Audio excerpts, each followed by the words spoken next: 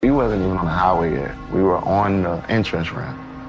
And Chucky looked in the rearview and was like, "Put your head down, I think somebody following us." And then from there, it was just shots. Bro, stop! Keep driving, bro. And then the glass breaking, tires screeching, almost replays almost daily. Get off the exit. Chuck, you straight? Somebody grab that wheel. Chuck, you straight? Oh, go. Man, Chuck shot. When they tell me 911. Hey, listen, please. We got a shooting. What's the address? I'm in front of the exit of Jimmy Carter. We're on the highway. We on the side of the road.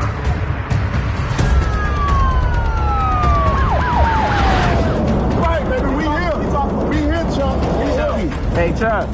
Chuck, you do this. I think we need to start something. Please, man. Hey, Save my dog, man. Go ahead. Save my dog, man. Hey, stay with me.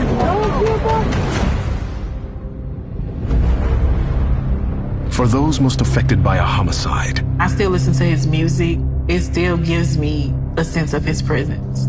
the first 48 is just the beginning. Nobody had any idea who the shooter was. No leads. No leads. This is the story of the fight for justice. There won't be any fingerprints, there won't be any DNA. None of that will be involved in this case. In the weeks, months, and years. I knew this was a case that could be lost. The guy was transported to the hospital. He was dead on arrival. When I arrived on scene, I knew I had my work cut out for me. But one step leads to another step, and it just kind of expands. And that's how we work to find justice for the victim. 33-year-old Corey DeTiche was a Houston-based rapper known by the stage name Chucky Trill. He's survived by his wife of 3.5 years. Car got sprayed. You're looking at 1, 2, 3. The Suburban was shot 8 times. Chucky was struck in the thigh and abdomen. There were bullet holes from the front, headlight area, all along the driver's side, and it stopped at the rear door. But there's no shell casings, there's very little evidence. So it was frustrating, you know, not much out there. Driver's the victim? Yeah. We have more guys back there. None of everybody else in the car gets hit. According to the passengers, they were driving down the highway when another vehicle opened fire. If no one's armed, it tells me a lot. They're not going to confront anybody, and they're really not expecting any trouble. We're going to transport to headquarters and find out what the story is. Okay.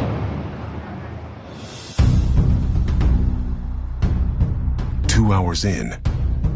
It really depended on someone knowing the backstory of the victim. Do you know anybody that might want to hurt the victim? Were you engaged in any activities that might have led to the victim's death? Dorminey and Dunning start with one of the backseat passengers. What's your name? LaSalle Smith. LaSalle. Big Sal. Big Sal? Yes, sir. Okay. He's on my label. So you're kind of promoting him, I guess. Yes, sir. And we supposed to be here doing something. He says he, Chucky, and another rapper, 20 Glock, just flew in that night. It's NBA All-Star Weekend in Atlanta, and they came to promote Chucky's album. We went to the first club. I can't remember the name, but that's where we met. The tall, skinny dude. That's from here. He's from Atlanta. I've never seen him till today. Okay. Does he have a nickname? What did you call him? For what I heard, Dirty Red. So at some point, Dirty Red, who is an associate of Chucky's, ends up getting into the SUV with them, and then they go to Miami Lounge. So we was all there until at least 2:30. Then we left. And so we got in the car. Chucky was driving, and I just remember we was coming down the ramp. And I remember him speeding up. Then I heard a pop. Went pop. I'm like, what is that? And I turned my head, it popped again, and I seen a flash from the muzzle and the glass broke. So we jumped down to the ground then, and we were screaming like, keep going, because we was, in my mind, I'm thinking like, if we stop, they gonna hop out and just go spray the car and finish us. He says Chucky was hit and losing consciousness. so 20 Glock grabbed the wheel and stopped the SUV. Okay. Did you see the car at all? So let me ask you this, why would anybody follow him? I really don't know, sir. Chucky didn't have any issues with anybody, or? There was no beefs at all. No, sir. As a detective, you're sitting here thinking, you've only been in Atlanta for 6 to 8 hours, and the vehicle you're driving in gets shot up. Something happened. Something put this into motion. I'm sure you would tell me if that was the case, right? Okay. Because I was scared for my life at this point. Absolutely. And Chucky lost his life. You didn't know that? He's passed away.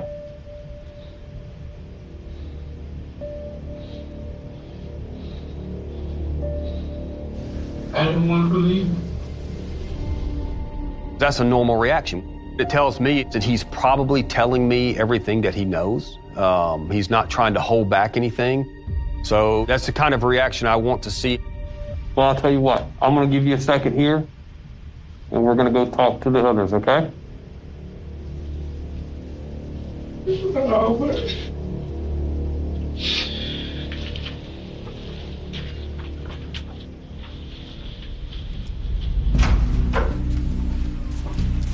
Hey, D'Angelo. Dorminey and Dunning now turned to 20 Glock. Why do y'all suspect something like this was going to happen? As far as I know, like, it seemed like a setup. I got an itchy vibe when that dude that's, I guess, live here, rolled with us. I just didn't feel right around him. Just based on what he said and what I saw tonight. He thinks Dirty Red may have been involved in the shooting. Chucky had introduced him to the group that night. I feel like it was set up. When we was at the club, I noticed he said, "Who ride in the front seat?" So as we go to the club, we leave, we come out, he's sitting there very, very back this time. And it seemed like when all they went down, like it went directly aimed towards the front. Dirty Red was a stranger to the group. There was no issues leading up to leaving the club. So if anybody was in cahoots with the suspect, it would have been Dirty Red because he's a new guy. And where Dirty Red was in the back seat of the SUV, there were no bullet holes. So getting back to the shooting on the highway, car, truck, SUV. It was more definitely his car. Okay. What color was the car? Probably gray. So in your mind, this must have been some sort of planned event? It had to be planned. The fact that Dirty Red might have been involved started weighing on me, but it's very hard to go in there with a strategy to get that out of him when I myself don't know the details. How much do you know about what happened? I hosted an event tonight at Living Room, and Chucky was like, "Come with me, I'm gonna go. I got another, it's another artist." We had to be there for about an hour and a half, maybe 2 hours. Walked out the club, get in the car. He like, "What strip club's popping?" I'm like, "I don't even know what's over here." I wasn't comfortable with some of the answers we got from Dirty Red. This last second of him hopping into the SUV made me feel there's a possibility that he had involvement. So who would set up this guy? I don't know. If this was some sort of a hit, could there have been a communication between him and somebody in the back seat? And maybe that's why the bullet holes lined up the way that they did. I can't tell you who targeted this.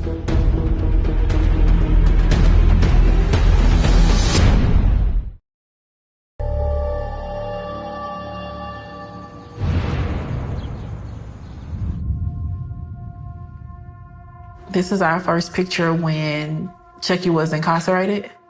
It may look like we're side by side, but he's behind the glass. I met Chucky when he was incarcerated with my brother. So for 2.5 years, we had just been talking through the glass. One time we were able to sneak a kiss. Then I'm like, I love him even more. It was a good feeling though, great feeling. Chucky served 8 years for assault with a deadly weapon. After he got out of prison, he turned his life around by focusing on his music. Here's a picture after one of his performances. Chucky wasn't a troublemaker. He didn't have any enemies. His image may portray to someone that he's this hardcore gangster, but if you knew Chucky Trill, you knew that he was a sweet, loving, gentle teddy bear. That's why at the hospital, when I found out that Chucky was killed, I still couldn't believe it. I've never been through a pain like this. I wish he was still here.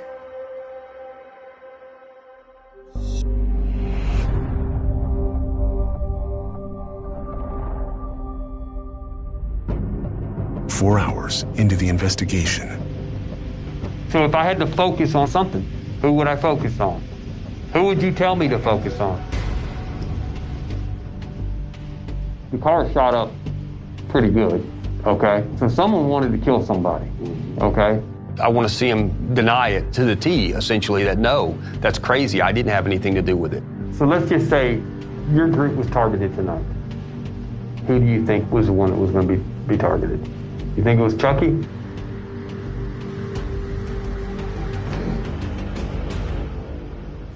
But I really don't know. I can't tell you who, or even give you an inclination of who it could be. Okay, let's go to that car. What did you see? They hit, got the off the highway, and you only seen the tail lights. All right. He stayed steady. He denied having any kind of arrangement with anybody to have this done. The whole interview was in a accusatory cloud over me. It felt like, did y'all do it? Did y'all have something to do with it? I thought we were gonna have something with him, but he's cool as a cucumber in there. He wasn't nervous. He wasn't trying to hide nothing. I didn't have enough information really to call his bluff if he's bluffing. I just didn't. The team rules out Dirty Red and lets the witnesses go. I was really in autopilot. I didn't do anything until I got home. When I took my clothes off and when I realized you got the blood on you, that's when the tears came. Everything just broke down. So for you to even think that I could have a part in my best friend's murder is beyond me. After going through all the interviews and not getting any information at all, where do we go next? Nobody had any idea who the shooter was. No leads. So I was not very confident about the outcome of this case. What are they saying as far as the purple vehicle? We have no 78 on a vehicle except for his silver. But they went to 2 clubs. So basically, Club Miami. We'll get in there and see if we can't get video. 8 hours in. All right, so just play this one. Corporal Hardin has collected surveillance footage from the Miami Hookah Lounge. So everybody gets out of the club. This is your victim. We can see Chucky and his entourage. We're looking at the people that are around him to see if anybody's following him, to see if anybody's acting not normal. This is your victim vehicle right here, the Suburban. And they walk to their vehicle. Victim vehicle leaves. What I'm looking for is a possible silver or gray sedan.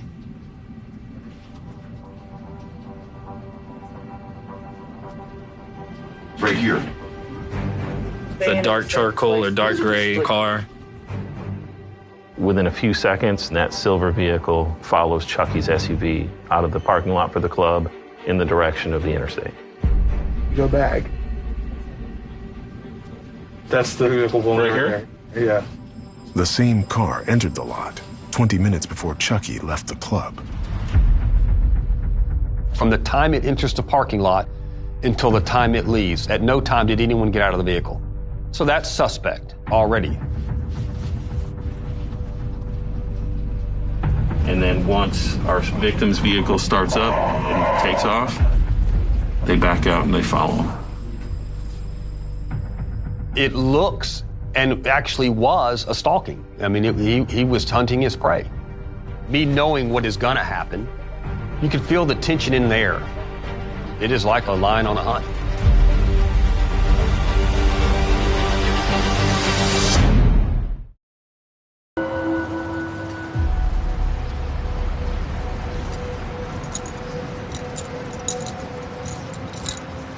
This is the entrance of the club.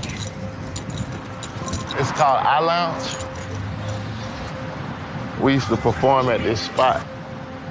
This is where we met. The first time I really got a chance to link and get to know who Chucky was as an artist. I became a fan here. When me and him hit the stage, I would feed off of his energy. Anytime we performed, it was fun, it was electrifying. When we were together, two peas in a pod. You couldn't break us apart. That's my partner. That was my brother. This place was a start. Definitely a start. We had a lot of memories here. We always had this motto, right or wrong, we gonna make it home. We've been through a lot of situations, and we always walked out. And it was like this one was the one I walked out by myself. I ain't like that feeling.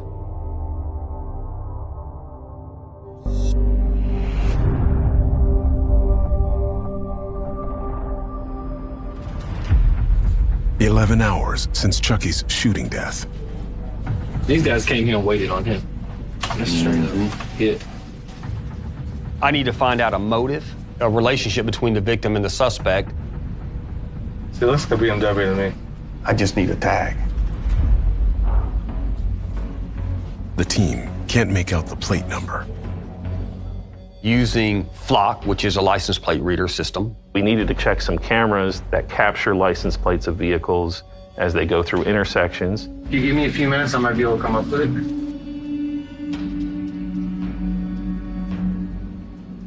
Then, as news of Chucky's murder spreads. So what was going on in his life that would warrant someone doing something like this to him?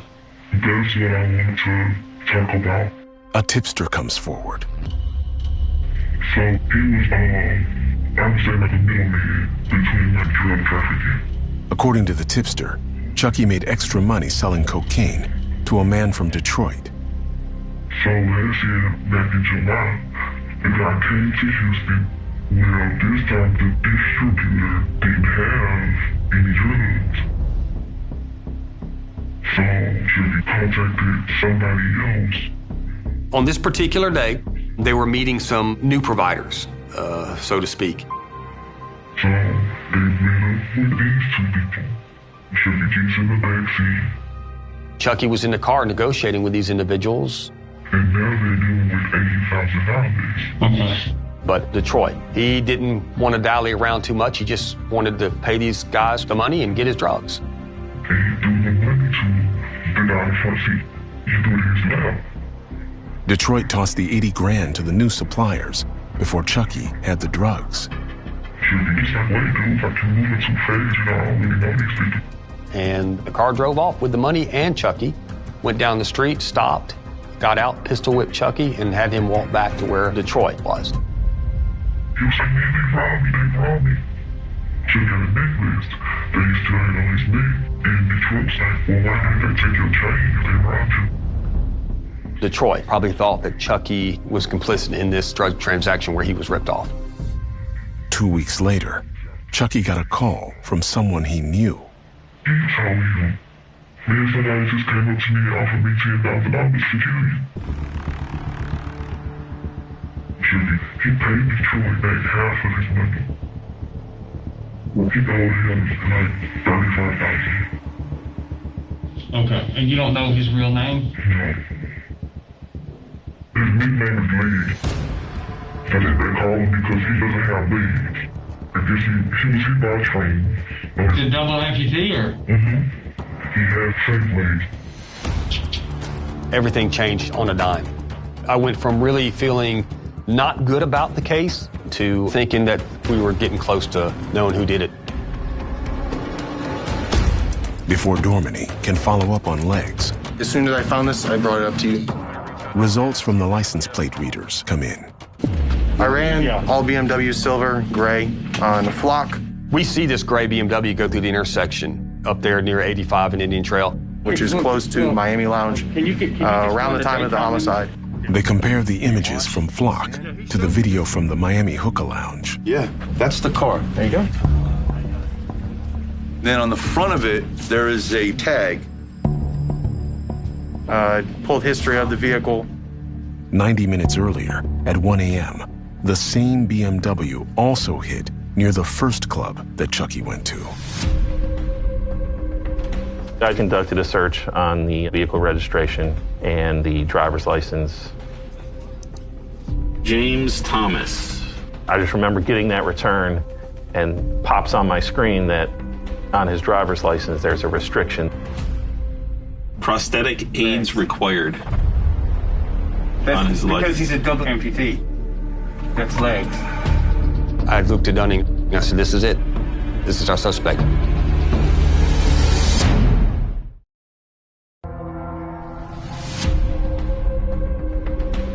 Well, I'll be. He allegedly goes by the nickname Legs, also goes by Detroit. Your heart rate goes up, the adrenaline is pumping.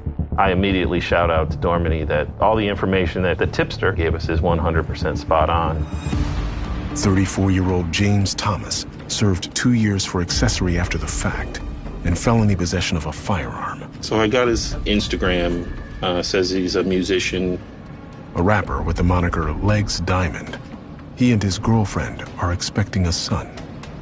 I was happy because we had a suspect, I had a motive, but I don't reach out to the DA's office at that point because I just haven't developed enough probable cause for an arrest. That's his address on his license. What about the phone number? Doesn't he have a phone number on his license? He does. We can run it to figure out. Let's see it. Let's run it.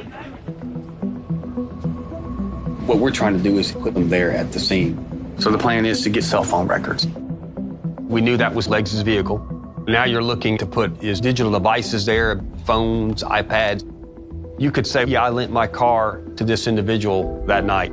Well, did you lend that individual your phone to? Not likely. It's exciting to start to put those pieces of the puzzle together. Now we just got to prove it.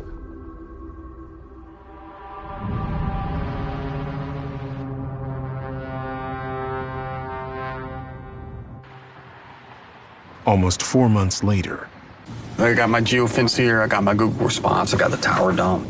Dorminey gets location history for James Thomas's cell phone. You can see him at the living room. He's there about an hour. He moves there, goes up to a club in Norcross, Miami Lounge. This is it right here. And that's at 2:36 in the morning. 2:45, he's killed now. At 2:49, 2:51, and it starts moving down. So literally, it actually puts him on the highway when the shooting takes place.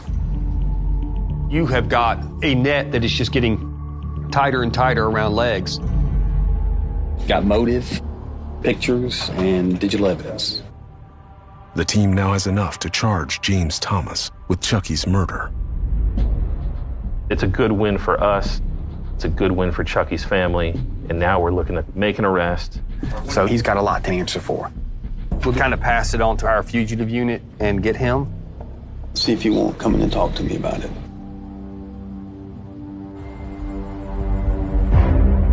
After a month and a half of searching,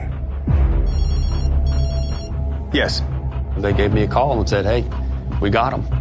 He was arrested at the Atlanta airport. You know, what am I wanted for? I ain't dropped murder yet. I just said aggravated assault. He's like, well, I ain't never been in Gwinnett County.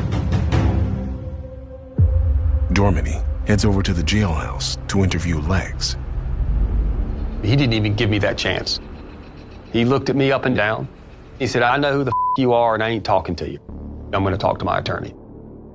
Anytime you were able to make an arrest, it's a good feeling. And now we look to get a successful prosecution through courts. I was worried when I initially got this case because there were no eyewitnesses who could say James Thomas was there.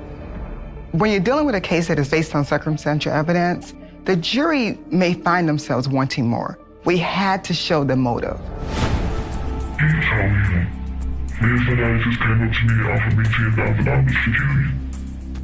The motive came from this drug deal gone bad, but no one knew who gave the police the information, other than the police and our office. The tipster's identity had been concealed for their safety. We did eventually speak to them about a week prior to the trial. Who was the tipster? That person was Cherish Detige, who was Chucky Chill's wife. When he told me that he needed me to testify, I instantly told him no. I was like, can you just use the footage from my initial interview with Detective Dorminey? The chances were astronomically against us winning without Cherish's testimony. Without her, the conviction wouldn't happen. I was scared to testify. I was definitely scared that someone would want to retaliate and something could happen to me.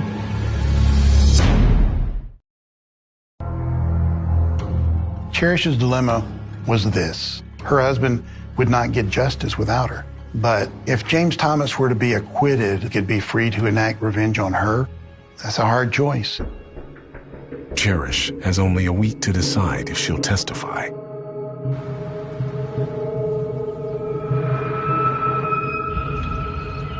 As the trial of James Thomas begins. James Thomas's digital fingerprints are all over this case. At the end of this, you're going to be convinced that James Thomas was a party to this crime. So let's talk about what the evidence is. There won't be any fingerprints, there won't be any DNA. None of that will be involved in this case. You will not see any person in this case say they saw James Thomas that night. And that's important. After opening arguments, Will you raise your right hand? Cherish takes the stand. I wanted Leg to answer for the decisions that he made. She found the courage, and she did agree to testify. Did Corey say what they did to him while he was in that car?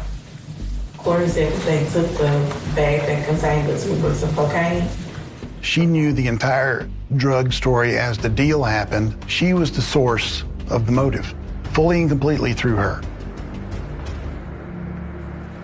Did Corey tell you what happened? What did he tell you? He told me he was wrong. And what did he say about Legs the next day? He was worried. Corey was worried. Okay, what did he tell you? You gotta get him his money back. I was trying so hard to keep my composure. It was just like reliving the whole situation over again. Sorry. It was heartbreaking. But overall, she did well. If motive is established, especially in a case like this, you're a long way towards getting a guilty verdict. But on Nicole Fagan's cross-examination, Your testimony is that he's in the vehicle drives off, and he's pistol whipped, right? Correct. But Chucky didn't have any busted lip, right? Correct. No indication of being pistol whipped, correct? Correct. No indication of there being a robbery besides what he told you, right? Correct. She wanted to make me out to be this liar, make my story be unbelievable. So ultimately, you weren't there and you don't know who shot Chucky, right? Correct. I was concerned that Nicole Fagan had created reasonable doubt as to whether Cherish was a credible witness. So finding another way to substantiate that story about the Houston drug deal gone bad is critical. It's critical. It turned out that there was a second person who could give us more information about the motive for the murder. He told me that 20 went to purchase a razor blade to cut the 2 bricks of cocaine open to make sure that it was real. And who is 20? 20 is Corey's friend. 20 Glock was at the Houston drug deal. As far as I know, It seemed like a setup. He was there to back up Chucky. So the thing 20 Glock could do that Cherish could not do was establish that Legs was at that scene. But you never know what's going to happen when a witness actually takes the stand. Do you see anybody from that day in the courtroom? If I'm mistaken him, I just remember Tron. That's all I remember is dude named Tron. He kept talking about some other guy named Tron who was also bald, like James Thomas. Okay, I'm not asking a name. I'm asking, do you recognize anyone in the courtroom from that day? I'm mistaken, I think I saw him, but I don't really recall. 20 Glock had a serious case of amnesia. He was suddenly very confused. Your testimony now is that you never even saw Legs there, right? I really don't know who that guy is. Okay. You're not aware, are you aware of any drug deal that happened in Houston? If it was a drug deal, it was done under my nose, but I don't recall no drug deal. When 20 Glock did not come through with his testimony, that's understandable because given the situation, he's scared. Unfortunately, I would consider his testimony a win for the defense.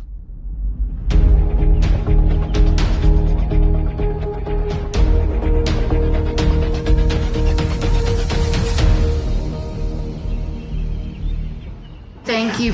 Please be seated. When you have a bad witness, it's commonly said that you've generated a stank. But what we did have was electronic data. And that's what the case was going to depend on.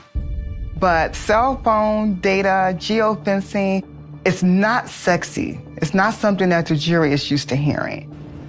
A geofence is basically a search warrant using a geographical area with a time parameter. I saw a glazed over look on the jury's faces. And that's where I got the subscriber information. I think it just went over their heads. Even I was confused. And so you're losing people, and that never bodes well for the prosecution. Is that what you supplied the victim? Yes. Adding to John Nichols' stress. I noticed symptoms throughout the week that were atypical for me. Now, the final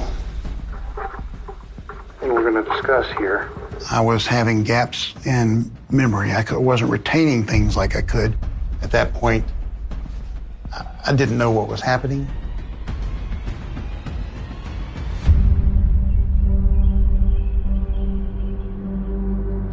Then on the last day of testimony, my chest started getting tighter and tighter.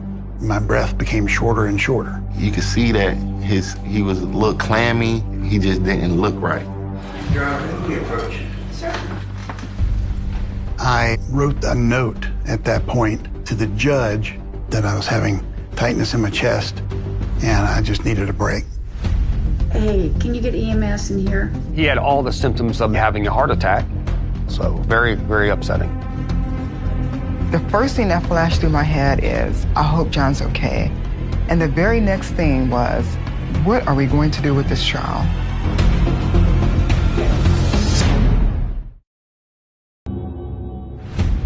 In many respects, I'm lucky. Doctors find that Nichols didn't have a heart attack. Instead, his blood pressure had spiked.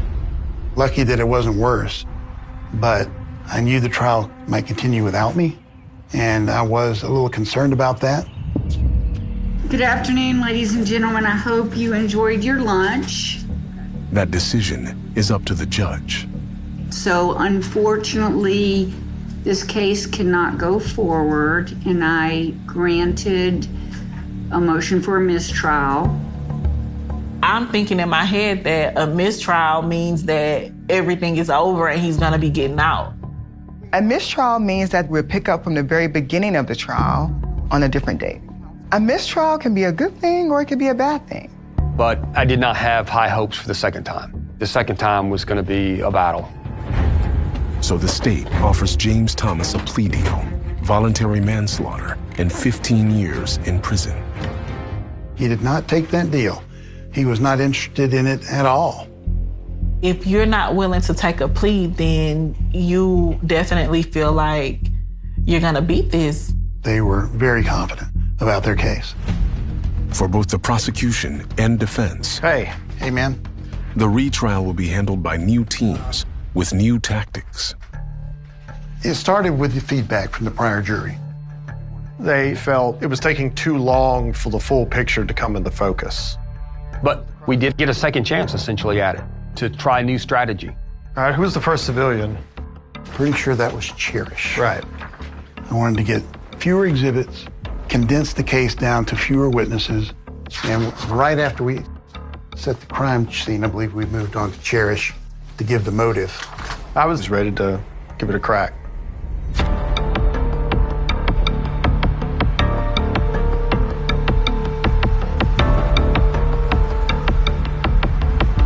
Months later. Good afternoon. Good afternoon. Cherish once again must face Chucky's alleged killer. He looked directly at me, and I didn't feel nervous or scared. You see anyone in the courtroom that could be him? Yes, sir. Where? Sitting there at the table. It was just like, this is the person who I know killed my husband. But to prove motive, the state needs to put James Thomas at the scene of the Houston drug deal, which Cherish still can't do. And the one person who can. So you never even saw Legs there, right? I really don't know who the guy is. It got so bad, he kept backing off his story. We decided not to call him as a witness for the retrial. But what we do have is we have James Thomas's cell phone. It was with him when he was arrested, same phone. Below the IMEI number 2, what does that say? Location services enabled, and it says true. And it established that he was in Houston at the place and the time that Cherish related in her story. What is in the green box? That would be a message that was sent from the defendant's phone. As we started investigating the data that was on his actual phone, we also found the text that talked about how he wanted to kill Chucky Trill. Okay, and could you read that into the record? When I get Trill gone, I'm gone. When I get Trill gone, I'm gone.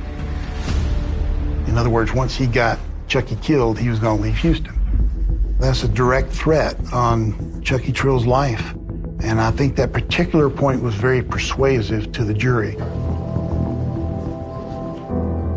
But during the defense's closing, they immediately went to the lack of evidence. You have to decide if proof beyond a reasonable doubt is a case where there is no murder weapon, there is no eyewitness. So I knew this was a case that could be lost.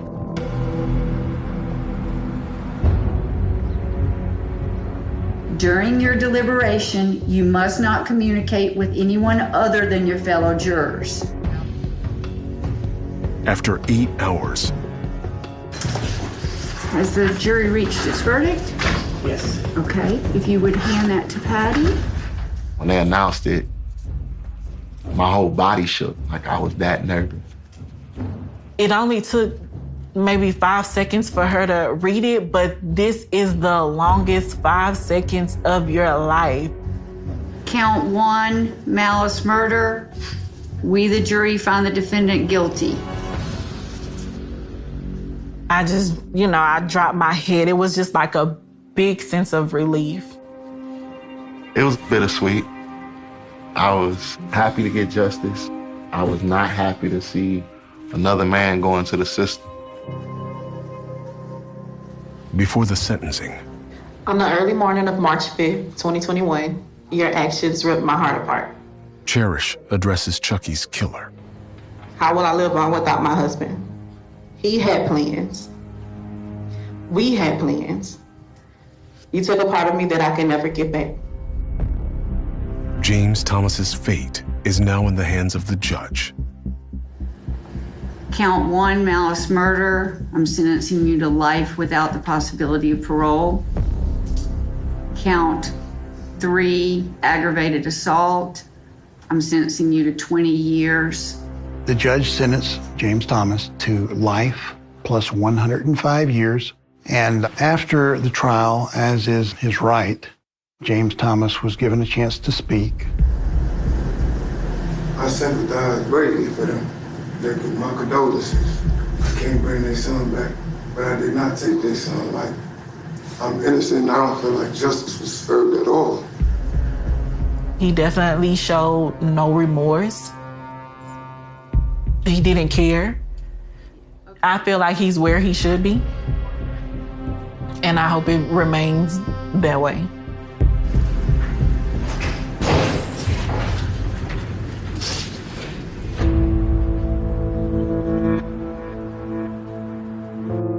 Years after Chucky's death. What's up with it? This your boy Chucky Tria, and right now y'all about to check out my new single.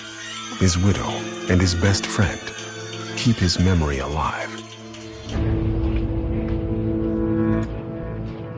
A lot of the pictures we have together was taken right here. This was performed here.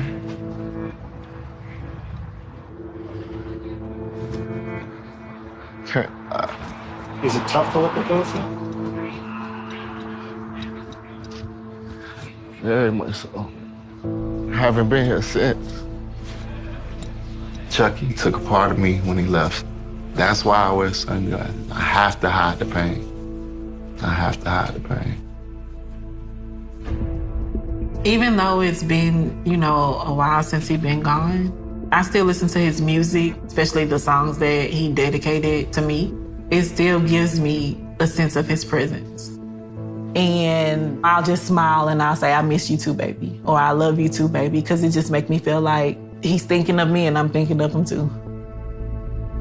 The body had been left on Kilvert Street. It was June 20th, 1987. Warwick, Rhode Island. A woman named Rhonda Lee Travers was dead. And whoever had killed her was gone. There was no courtroom answer waiting. No confession. No final explanation. Only a body, an abandoned trail of questions, and a city that had already begun to fear that something much darker was happening. Rhonda had last been seen in Providence. Her life was complicated. She was known to struggle with drug use and prostitution. Those facts would become part of the investigation, but they should never have defined the value of her life. She was still a daughter, still a human being. Still someone whose disappearance should have mattered. On that June morning, the discovery of her body turned a missing person mystery into a homicide investigation. The location was Kilvert Street in Warwick. Industrial surroundings. Roads. Vehicles. Places where people could come and go without attracting much attention. And that created a problem. A killer did not necessarily need to know Rhonda. A killer could have crossed paths with her. A vehicle could have carried her away. A brief encounter could have become fatal. The investigators had to reconstruct a sequence that nobody had witnessed from beginning to end. Where had Rhonda been? Who had seen her? How had she reached Warwick? Who had driven her there? And most importantly, who had killed her? Those questions would remain unanswered for decades. The case would eventually become part of a larger pattern. Because Rhonda was not the only woman murdered in Warwick during that period. 9 months earlier, another young woman had been killed. Her name was Kathy Perry. Kathy was 20 years old. On September 14th, 1986, she had been driving to work at Ultra Finishers, a bookbinding company in Warwick. Her mother, Marilyn, happened to see her while they were both driving. They exchanged a wave. It was an ordinary moment. A mother seeing her daughter on the road. Nothing about it suggested that Kathy was about to disappear. But later that night, Kathy never returned home.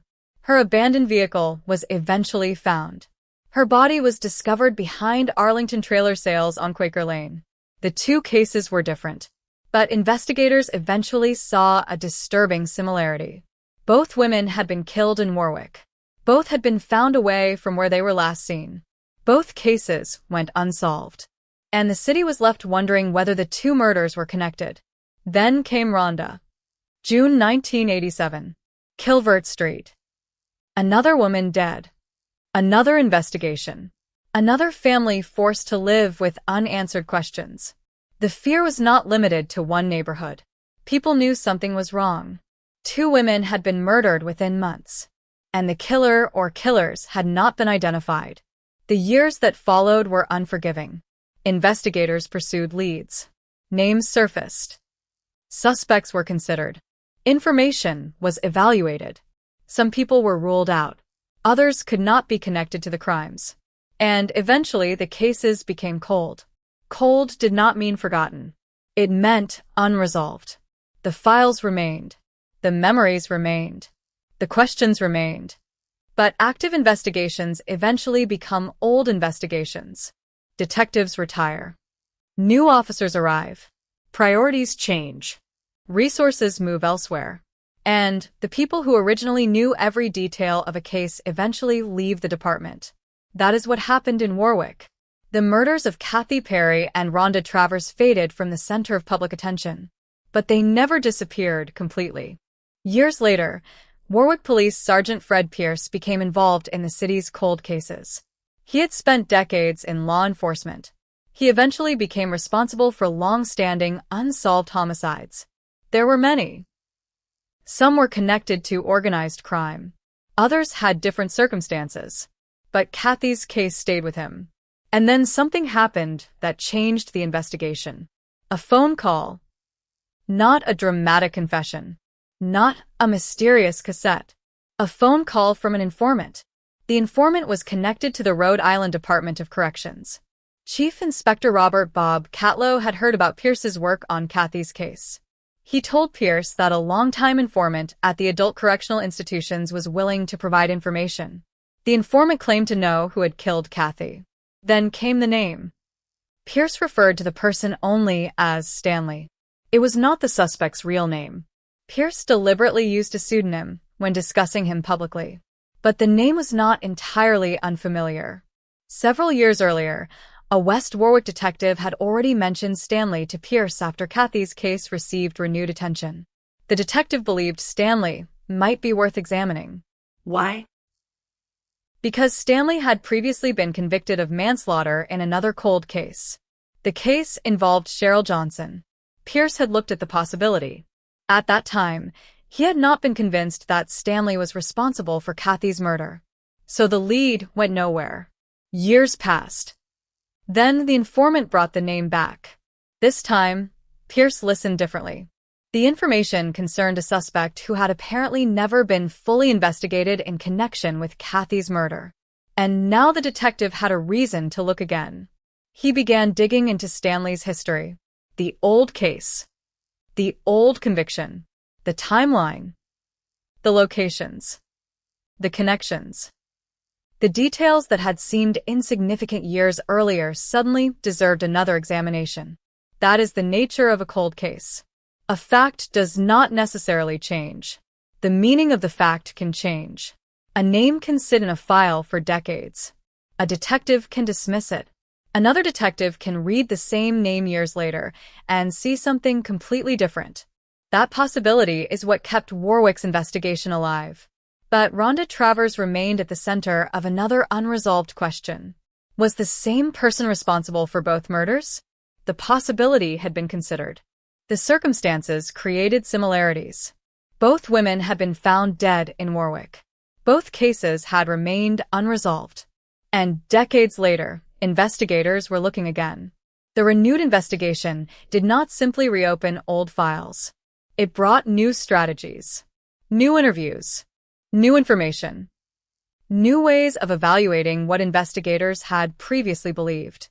Pierce created a public presence for the cases. Information could come from people who had been silent for years.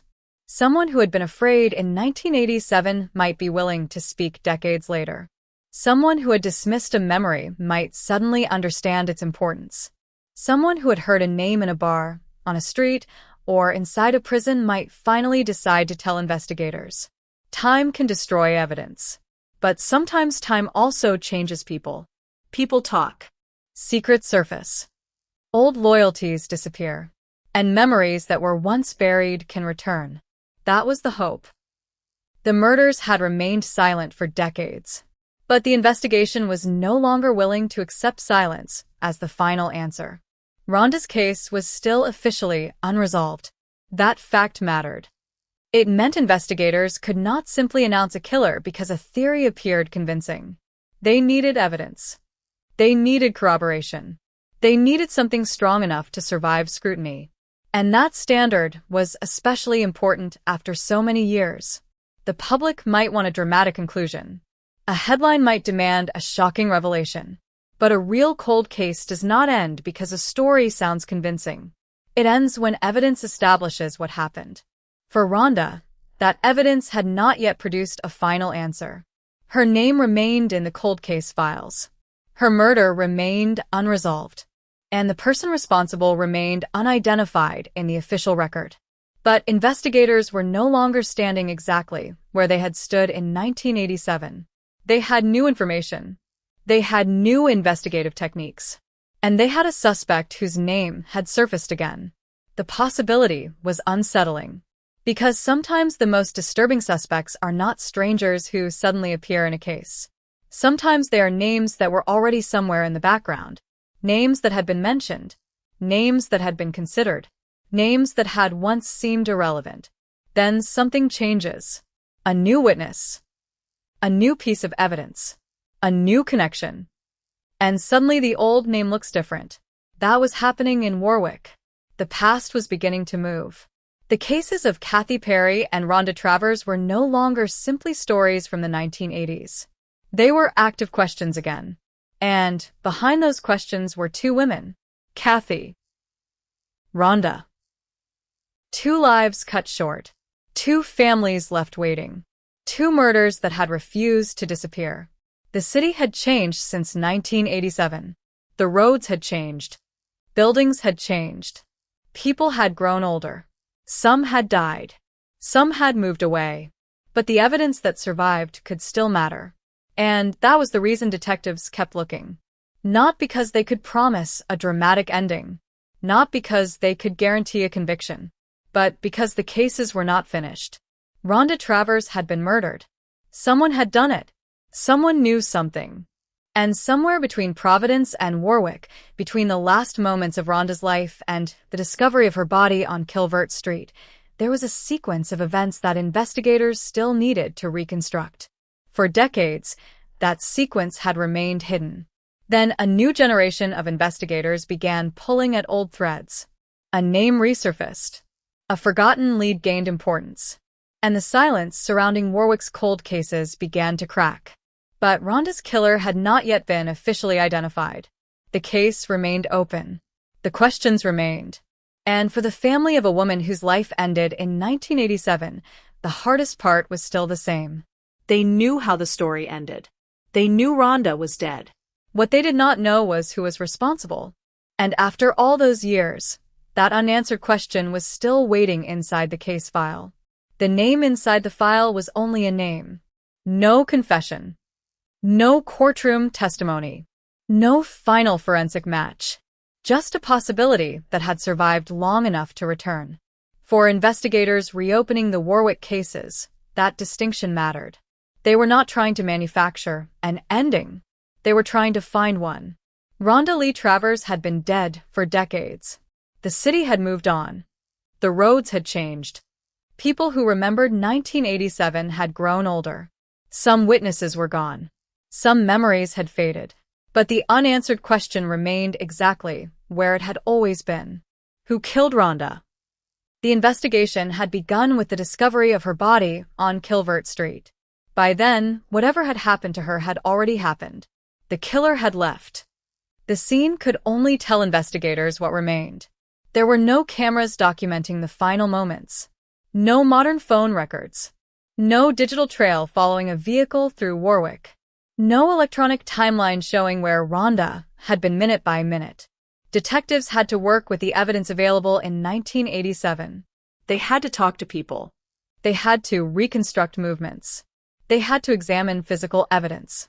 They had to determine who Rhonda had been with before she disappeared. And they had to understand the circumstances of her life without allowing those circumstances to become an excuse for overlooking the crime. Rhonda's struggles with drugs and prostitution became part of the investigative record. But those facts did not explain her death. They did not identify her killer. They did not make the murder less serious. They were simply pieces of her life. That distinction matters when looking back at older homicide investigations. Victims whose lives were complicated can sometimes receive less attention. Their disappearances may not generate the same immediate public reaction. Their associations may be treated as explanations instead of clues. And when that happens, an investigation can lose something essential. The victim disappears twice. First physically, then from the attention of the people responsible for finding the truth. Rhonda's case would not disappear completely, but the investigation eventually slowed. The initial urgency faded. The file became older. And as the years passed, the case entered the category that investigators know all too well: cold. The word sounds final. It is not. A cold case can still contain evidence. It can still contain witnesses. It can still contain contradictions. And it can still contain a killer who has never been held accountable. The problem is that time changes everything around the evidence. People forget. Documents disappear. Buildings are demolished. Relationships change. Witnesses become reluctant. Some witnesses die. And investigators who worked the original case may no longer be available to explain why certain decisions were made. That creates another mystery inside the original mystery. Not only does a detective have to ask what happened to the victim, the detective must ask what happened to the investigation. Why did one lead receive attention while another did not? Why was one suspect eliminated? Why was another considered? Was evidence overlooked? Was information misunderstood? Was a witness ignored? Was a connection never recognized? Those questions become essential when the case is reopened decades later. And Warwick had more than one homicide to reconsider. Kathy Perry had been murdered months before Rhonda. Her case had its own history, her own unanswered questions, her own family waiting. The similarities between the two cases made the possibility of a connection difficult to ignore. Both women were young. Both were murdered in Warwick. Both cases remained unresolved. That did not prove the same killer was responsible, but it created a question. Could the two cases be connected? For investigators, the answer could not be based on coincidence alone. They needed evidence. They needed a timeline. They needed to know whether the same person could realistically have been involved. And they needed to determine whether information from one case could help explain the other. That process took years. Meanwhile, the city continued to change. People drove past the places where the crimes had happened without knowing what had occurred there. Businesses changed. Homes changed. New residents arrived. Old residents left. A generation grew up knowing the cases only as stories. But for investigators, the old files were different. Every photograph represented a moment. Every statement represented a memory. Every piece of evidence represented a possibility. The cold case detective's job is often to separate what is known from what is assumed. That sounds simple. It is not. A case file can contain hundreds of pages. Some details are reliable. Others are incomplete. Some statements contradict each other. Some witnesses remember something differently years later. Some information was never verified. And some clues may have been dismissed because investigators were already convinced they knew who they were looking for. That is why reopening a case requires patience. You cannot simply take an old theory and repeat it. You have to question the theory itself. That was particularly important in Warwick. The original investigations had not produced convictions. Whatever investigators had believed in the 1980s had not been enough to establish who killed these women. The absence of a conviction meant the door remained open. And years later, detectives were prepared to walk through it again. The work was not glamorous. There was no dramatic soundtrack. No instant breakthrough. It was interviews, records, old reports, cross-checking, names, dates, locations. Again and again. The detective has to live inside the past. To understand the case, investigators have to reconstruct a world that no longer exists. What did Warwick look like in 1986? What did it look like in 1987? Where did people work? Where did they socialize? How did they travel? Who knew whom? Which relationships mattered? Which people had access to the victims? Which people had motive? Which people had opportunity? and which people had simply been overlooked? That final question can haunt a cold case. Someone may have been interviewed decades earlier. Their name may be sitting in a report, but nobody knows whether that person was important. Until years later. Then the file is opened. The same name appears. A detective recognizes something. A connection emerges. A question is asked again. That was the significance of the informant's information concerning Stanley. The name had appeared before. Now it was appearing again. The information was not enough by itself, but it was enough to justify another look. That is how cold case investigations often move. Not with one enormous breakthrough, with small pieces. A name, a statement, a forgotten report, a contradiction, a forensic possibility, a person who finally decides to talk. Each piece can become more important when placed beside another. The investigator's task is to determine whether those pieces actually belong together. And with Stanley, Pierce began looking deeper. The man had already been convicted in another cold case. That history mattered. But it could not automatically make him responsible for Kathy's murder. One crime does not prove another. Investigators had to be careful. A suspect's past can provide context. It cannot substitute for evidence. That was one of the lessons embedded in the Warwick investigation. The detective could not simply say, he did something terrible before, therefore he did this. The question had to remain narrower. Could the evidence connect him to Kathy? Could the evidence connect him to Rhonda? Could the timeline work? Could witnesses confirm anything? Could physical evidence support the theory? Could the suspect's movements be reconstructed? These were the questions that mattered. And they were questions that could take months or years to answer. The old case had no patience. The families had already waited decades. But the investigators could not afford to rush. A false conclusion would not be justice. It would simply create another failure. That was especially important because the families had already experienced the worst kind of uncertainty. They had lost people they loved. They had no final explanation. They had no conviction to point toward. They had no courtroom moment when a judge could formally establish responsibility. They had only memories, photographs, and the knowledge that somewhere someone knew more than they had ever admitted. For Rhonda's family, that knowledge could be unbearable. A killer does not disappear simply because the investigation becomes cold.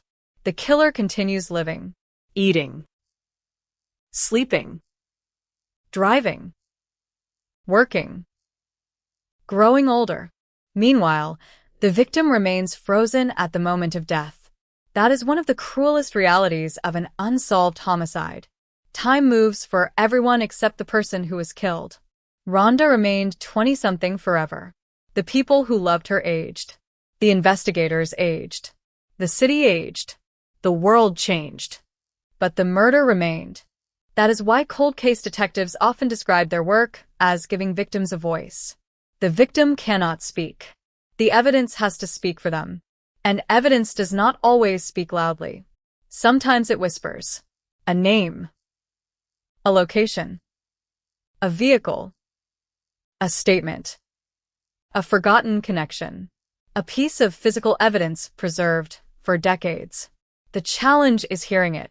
The investigation into Warwick's old murders was beginning to hear those whispers again. The case of Kathy Perry was receiving renewed attention. The possibility of a connection to Rhonda was still there. And the name Stanley had returned. But investigators still needed something stronger. They needed a path from suspicion to proof. That path could take them through old records. It could take them through people who had never been properly questioned. It could take them through relationships that had been forgotten. And it could take them back to the days immediately before Kathy and Rhonda disappeared. Every minute mattered. Every location mattered. Every person mattered. Because the killer had made mistakes. Every killer leaves something behind. Sometimes it is physical. Sometimes it is a witness. Sometimes it is a contradiction. Sometimes it is a memory. Sometimes it is simply a name that keeps returning. And in Warwick, one name had returned. The detectives knew better than to treat that as a verdict. But they also knew better than to ignore it. The cold case was moving again. Not solved. Not yet, but moving. And that alone was significant. For years, the files had waited. Now someone was reading them with fresh eyes. The question was no longer whether the murders belonged to the past. They clearly did. The question was whether the past still contained enough evidence to identify the person responsible. For Rhonda Travers, that question had waited since June 1987. For Kathy Perry, it had waited even longer. 2 women. 2 families. 2 cases. And 1 city carrying the memory of murders that had never received a final answer. The investigation was beginning to pull at those old threads. And somewhere within those threads was the possibility of finally discovering what had happened. Not a story. Not a theory. Not a headline. Evidence. Because after decades of uncertainty, that was the only thing that could finally close the distance between a murder and justice. The first mistake in a cold case is assuming that the old file contains the whole story. Sometimes it does. Sometimes it contains only the version investigators were able to build at the time. In Warwick, Rhode Island, the murder of Rhonda Lee Travers had been reduced to a handful of facts repeated for decades. June 20th, 1987. Kilvert Street. A body discovered in a wooded area near the Leviton manufacturing dump. A woman from Providence. A homicide with no identified killer. But when investigators returned to the case years later, those facts were no longer enough. They wanted to know what had happened before Rhonda reached Kilvert Street. That question pushed them backward. Back toward Providence. Back toward the people who had known Rhonda. Back toward the places where she had been seen. And back toward a period in Warwick when another young woman had been murdered. Kathy Perry. Her murder had happened 9 months earlier. September 1986.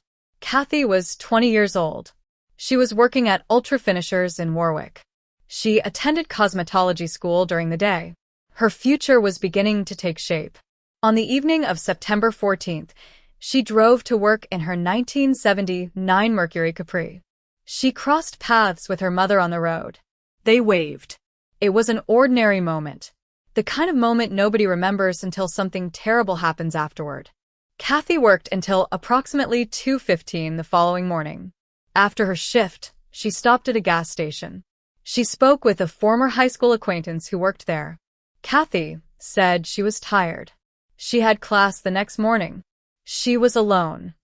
Nothing appeared wrong. Then she left. She drove toward home. She never arrived. Around 2 hours later, police received a call about an abandoned vehicle on Route 2 South.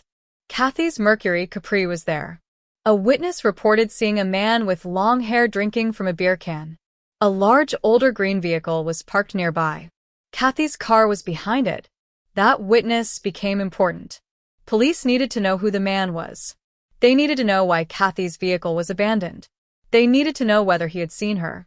And they needed to know whether the green car belonged to someone connected to her disappearance. But the investigation did not immediately produce a killer. Kathy's body was eventually found behind Arlington Trailer Sales on Quaker Lane. The location was secluded. Her car had been abandoned roughly 1.5 miles away. The distance was small on a map. But for investigators, it represented a critical gap. What had happened between the road and the place where Kathy was found? Who had been with her? How had she been taken there? And why? The witness who saw the man and the green car became part of the investigation. At one point, investigators used hypnosis in an attempt to help him remember additional details. It was a technique used by police during that era. But memory is complicated. A witness can remember an image without remembering a face. A vehicle can be remembered without a license plate. A sound can remain while the sequence of events disappears. And every uncertainty creates another question. The investigation continued. But the answers did not come. Then the case became connected, at least in the minds of investigators, to a larger concern. Women were being murdered in and around Warwick. Rhonda's death followed months later. And suddenly, the possibility of a pattern was impossible to ignore. But there was a dangerous problem. A pattern can help investigators. It can also create assumptions. If two cases look similar, detectives naturally ask whether one person could be responsible. That is reasonable. But similarity is not proof. The investigation had to establish the connection. That would become especially important decades later. Because when Fred Pierce reopened the cases, he did not simply ask whether Kathy and Rhonda had been killed by the same person. He began asking a different question. Could both murders be connected to someone investigators had never properly considered? That question changed the direction of the investigation. Pierce had spent decades in law enforcement. He had joined Warwick Police after earlier service with the Rhode Island National Guard. He eventually became a detective sergeant. For 22 years, he supervised the night shift as detective sergeant. Then, in 2004, he was designated Warwick's cold case sergeant. At the time, Warwick had roughly 15 unsolved homicides dating back to the 1970s. Many were connected to organized crime. But Kathy Perry's murder was different. It was personal. It was violent. And it had never been solved. Pierce began working the case. He reviewed the old reports. He examined the evidence. He revisited the timeline. He looked at the photographs. He tried to understand what the original investigators had known. But there was still a barrier. The passage of time. A cold case does not simply sit untouched. It decays. People forget. Records become harder to locate. Witnesses disappear. And some evidence cannot be recreated. Yet Pierce kept going. The investigation eventually gained something that had been missing for years. Public attention. A Facebook page was created for Kathy's case. The purpose was simple. Put Kathy's name back into the public conversation. Remind people that the case remained unsolved. Give anyone with information a way to speak. That decision mattered. Because decades after a murder, the person who knows something may not be the person police originally interviewed. It could be someone who was a child at the time. Someone who heard a story from a relative. Someone who saw a vehicle. Someone who knew a suspect. Someone who remained silent because they were afraid. Time changes those calculations. And eventually someone did speak. The call came from Robert Bob Catlow, Chief Inspector of the Rhode Island Department of Corrections. Catlow had seen Pierce's Facebook page.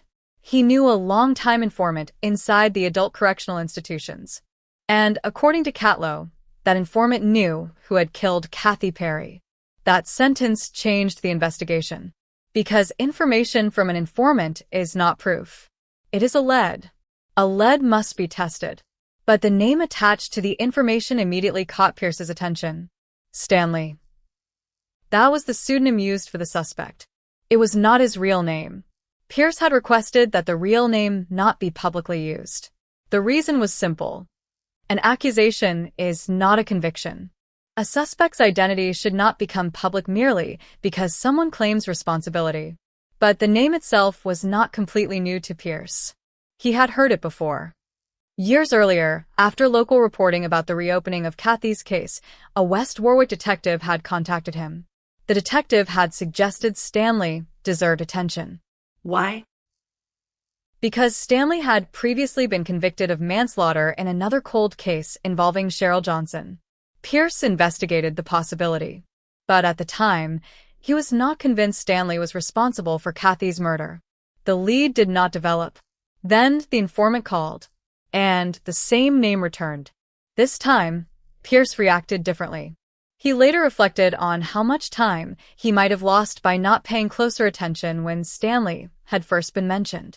That realization became part of the investigation's turning point. Because now Pierce had two separate reasons to examine the same man. One had come from another detective. The second came from a long-time correctional informant. Neither was enough to establish guilt. But together, they justified another look. Pierce went deeper. He examined Stanley's background, his movements, his history, his connections. And he began asking whether the man's life intersected with the circumstances surrounding Kathy and Rhonda. This was where the investigation began to change. The cases no longer existed only as two separate files. They became part of a larger network. Not because investigators assumed the murders were connected, because they began looking for the person who could connect them. Pierce described the breakthrough as overcoming what he called linkage blindness. The important question was not simply whether Kathy and Rhonda were linked to each other. It was whether both women could be linked to their assailant. That distinction was enormous. For decades, investigators had naturally compared the victims. Both women. Both murders. Both locations. But the Rayall breakthrough required investigators to turn the comparison around. Look at the suspect. Look at his life. Look at where he was. Look at who he knew. Look at whether his history intersected with both victims. That is how a cold case begins to move. The investigator stops asking only, what do these crimes have in common? The investigator starts asking, who appears at the center of these facts? For Rhonda, that question was particularly important. Her body had been found on Kilvert Street. She had last been seen in Providence.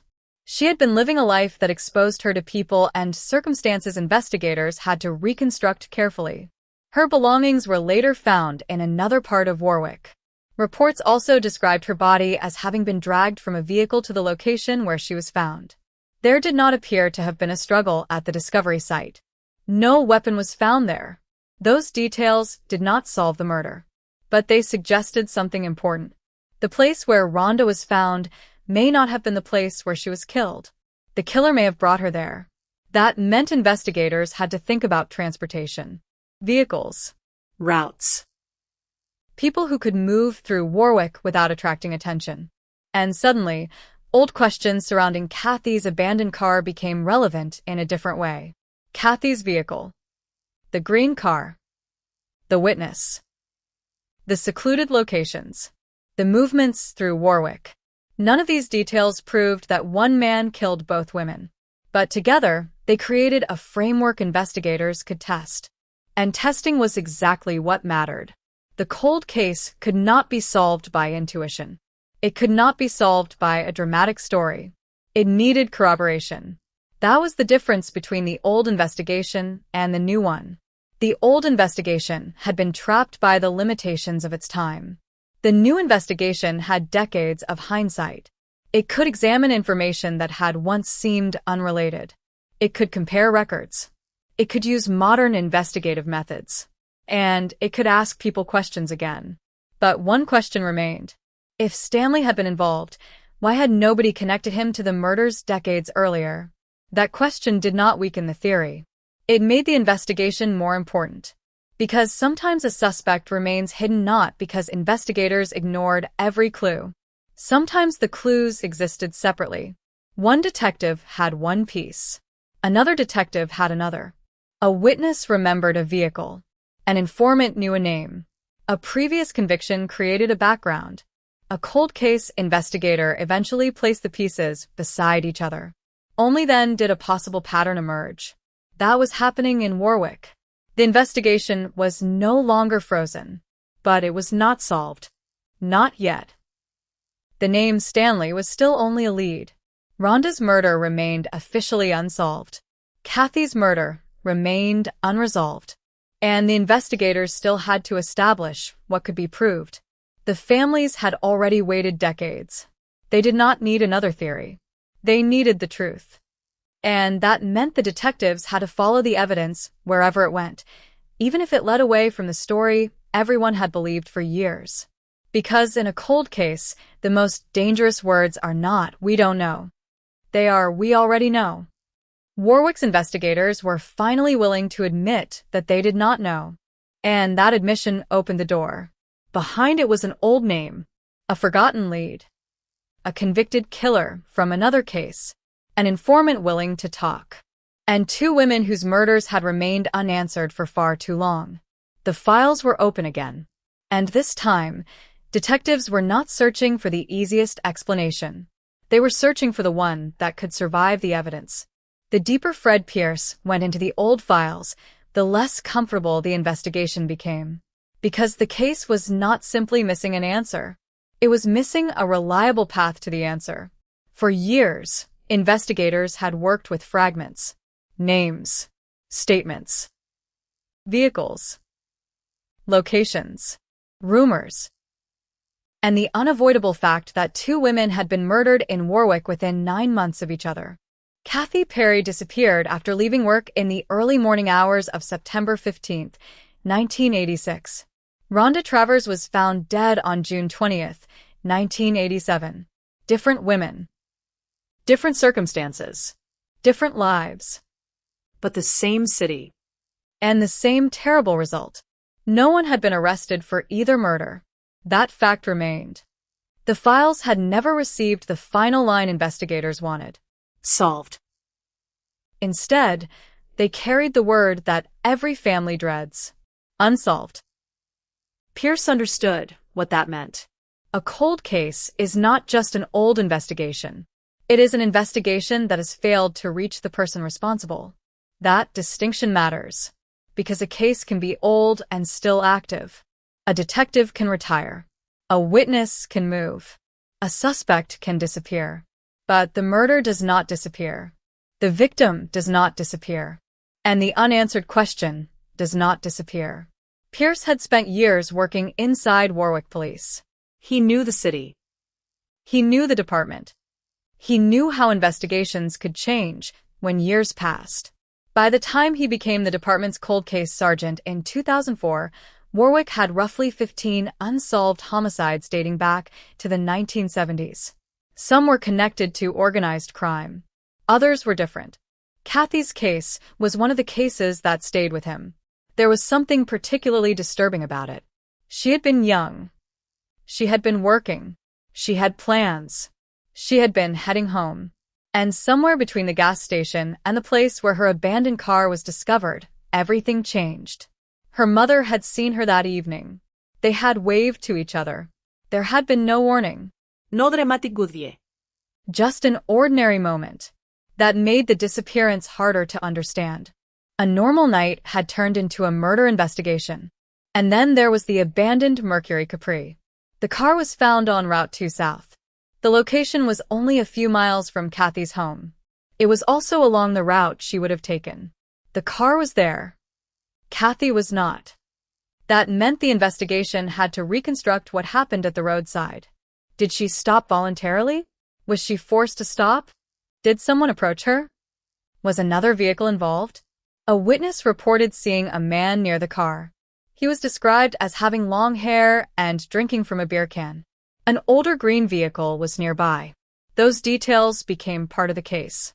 But a description from decades ago is not the same as an identification. The witness could provide information, but investigators still needed to determine who that person was, whether the person was connected to Kathy, and whether the vehicle mattered. The investigation continued without a definitive answer. Then Kathy's body was discovered behind Arlington Trailer Sales on Quaker Lane. The distance between the abandoned vehicle and the body created another question. Why there? Why had she been taken away from the road? Who knew the area? Who had access to a vehicle? Who could move through Warwick during the early morning hours without drawing attention? Those questions were not simple. They were pieces of a timeline that had to be rebuilt from almost nothing.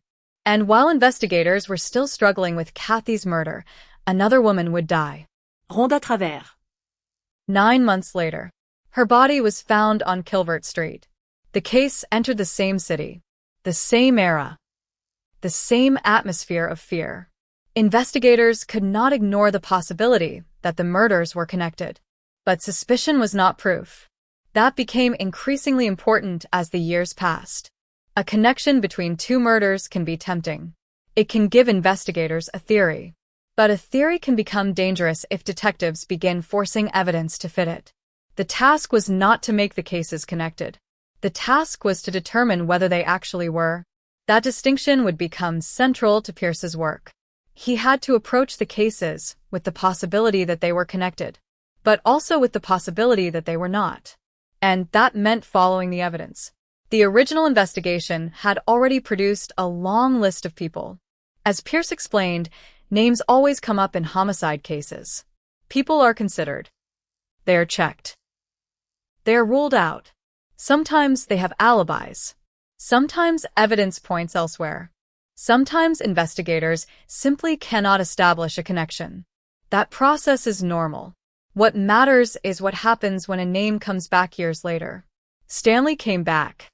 The first time Pierce heard the name was after a West Warwick detective contacted him following an article about Kathy's case. The detective believed Stanley deserved attention. There was a reason. Stanley had previously been convicted of manslaughter in another cold case involving Cheryl Johnson. Pierce looked into him. But he did not believe the evidence connected Stanley to Kathy. So the investigation did not move forward. That decision would stay in Pierce's mind. Because years later, another source independently brought Stanley's name to him. This time, it came through the Rhode Island Department of Corrections. Chief Inspector Robert Bob Catlow contacted Pierce. He said a longtime informant at the adult correctional institutions wanted to provide information. The informant claimed to know who killed Kathy. Then came the name. Stanley. Pierce recognized it immediately. That moment mattered. Not because it proved anything. It did not. But because the name had already existed inside the investigation. Now it was returning from another source. Two separate paths were pointing toward the same person. That demanded another look. Pierce did not have the luxury of simply accepting the accusation. He had to investigate the suspect. He had to learn everything he could. His background. His movements. His criminal history. His relationships. The people around him. And whether his history intersected with Kathy or Rhonda. The more Pierce examined Stanley's background, the more disturbing it became. According to the later investigation, Stanley's adult criminal history in Rhode Island went back at least to 1987. He had been arrested in Cranston on an assault charge involving a dangerous substance. He later pleaded no contest to simple assault and battery. During the 1990s, his criminal history expanded. There were convictions involving first-degree sexual assault, robbery, another first-degree sexual assault conviction, conspiracy to commit robbery, escape, and another violent incident involving a screwdriver. These facts were not proof that Stanley murdered Kathy or Rhonda. They were background. But they changed how investigators viewed the possibility that he might have been involved. His history established that serious violence was not outside his known behavior. Still, Pierce needed more. A criminal record can make a person look dangerous. It cannot establish responsibility for a specific murder. That line had to remain clear. The investigation needed to connect Stanley to the women, to the locations, to the timeline, to the circumstances. Without that connection, the theory would remain only a theory. That was the difficult part. The informant's story could point investigators toward someone, but investigators still had to prove what the person had done. And decades after a murder, proving that can be extraordinarily difficult. The investigator has to build a bridge across time. On one side is 1986. On the other side is the present. In between are decades of missing information. Pierce began looking for whatever could survive that distance. Old records. Old interviews. Old relationships. Old criminal cases. Old locations. Anything that could establish where Stanley had been, who he had known, and whether he had crossed paths with either victim. The investigation also had another complication. Stanley was already incarcerated. That meant investigators were not dealing with an unknown person moving freely through Warwick. They were dealing with someone already inside the correctional system. And according to later reporting, his criminal history had resulted in additional charges and sentences that kept him incarcerated. That fact would become significant. Because if investigators could establish that Stanley was responsible, his existing imprisonment would not erase the need for justice. A murder conviction would still matter. For the families, it would matter enormously. But investigators were not there yet. They had a suspect. They had an informant. They had a troubling criminal history. They had 2 unsolved murders. What they did not yet have was enough evidence for an indictment. That gap was everything. And it is exactly where many cold cases die again. A lead appears. The suspect looks plausible. The history seems disturbing. The theory feels convincing. But the evidence does not cross the final line. Pierce understood that danger. He had already seen what happened when investigators pursued a theory without enough proof. The goal was not to create a dramatic ending. The goal was to create a case that could survive. That meant corroboration. It meant checking the informant's information. It meant determining whether the information could be independently verified. It meant asking whether Stanley's history actually intersected with Kathy's disappearance. And then there was Rhonda. Why had her name continued to appear beside Kathy's? Could the same person have been involved? The possibility became more serious as Pierce examined the cases together. Both women had been found dead in Warwick. Both murders remained unsolved. And investigators had long suspected that Rhonda's homicide might be part of a series of unsolved killings from that period. But suspicion could not establish a serial connection. The cases had to be tested individually. That was the challenge. If Stanley was responsible for Kathy, that did not automatically mean he was responsible for Rhonda. Each victim required evidence. Each crime required proof. And each family deserved an investigation based on facts rather than convenience. That principle kept the investigation from becoming a simple story. There was no easy villain. No confirmed confession. No official declaration that everything was solved. There was only an increasingly compelling lead. And a detective who refused to let it disappear. Pierce continued digging. The old files were opened again. The timeline was reconstructed again. The names were examined again. And the cases began to feel less like forgotten murders and more like unfinished investigations. That was important. Because the greatest enemy of a cold case is not always the lack of evidence. Sometimes it is the belief that nothing more can be done. Pierce rejected that belief. He had already spent years on the case. Now he had a reason to keep going.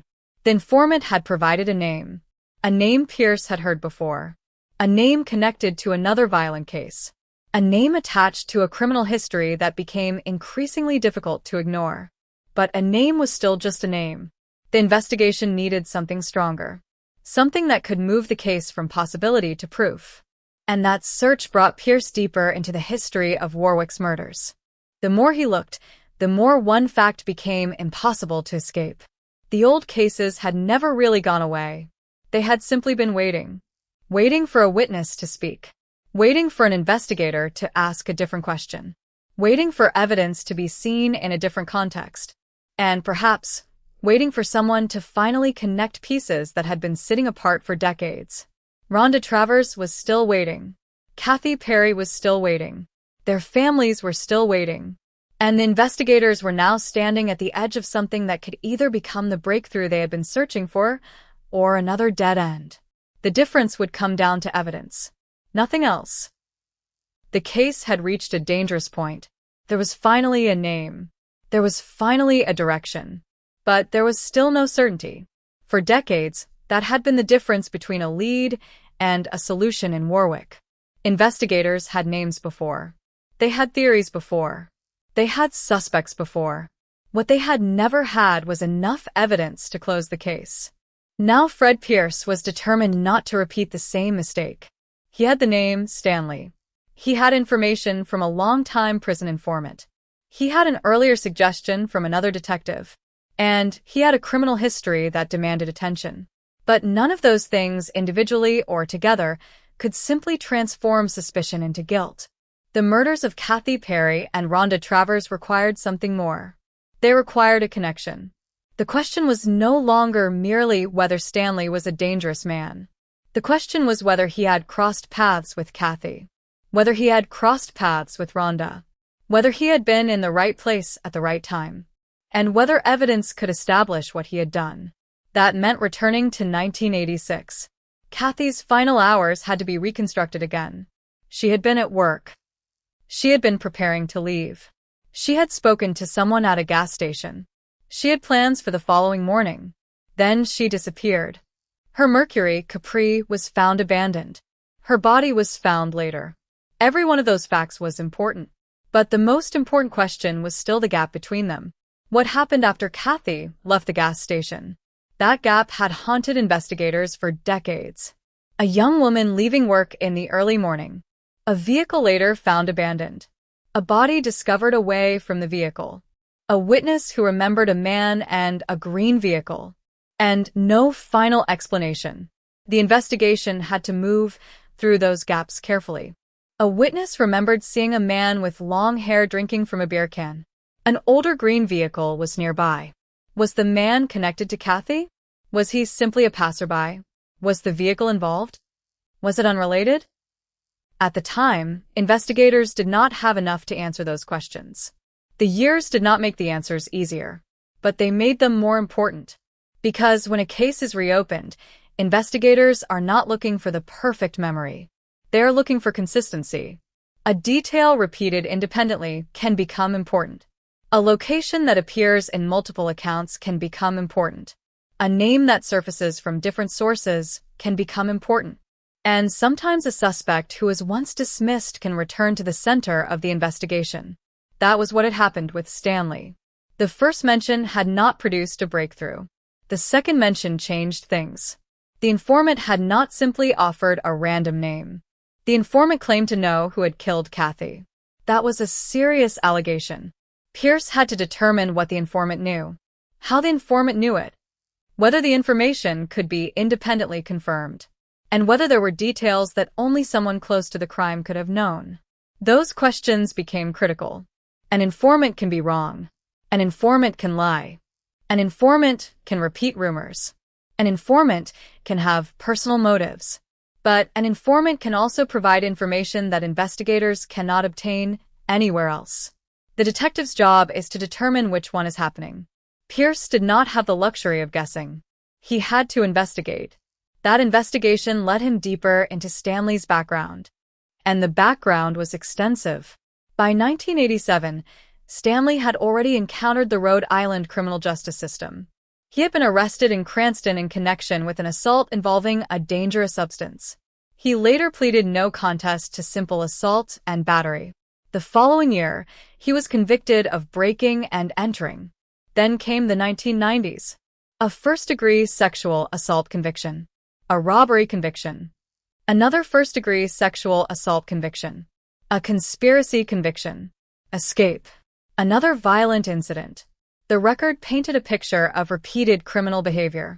But again, Pierce had to resist the temptation to make the record do more than it could. A violent history is not proof of a particular murder. That distinction is essential. If investigators allowed a criminal record to become the evidence, they would be repeating the same fundamental mistake that had damaged other investigations. The case needed facts, not impressions, not assumptions. Facts. And facts had to be connected to the murders. That meant looking at the locations.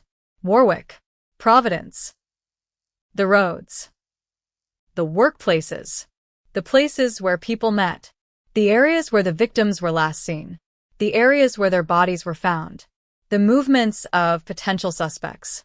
Every location became a question. Could Stanley have been there? Was he living nearby? Did he work nearby? Did he know anyone connected to the victims? Was there a vehicle connection? Did someone remember seeing him? The answers did not arrive quickly. Cold cases rarely cooperate. They resist. They force investigators to work through layers of uncertainty. One report leads to another. One name leads to another. A detective discovers that a witness mentioned someone decades earlier. Then another report suggests something different.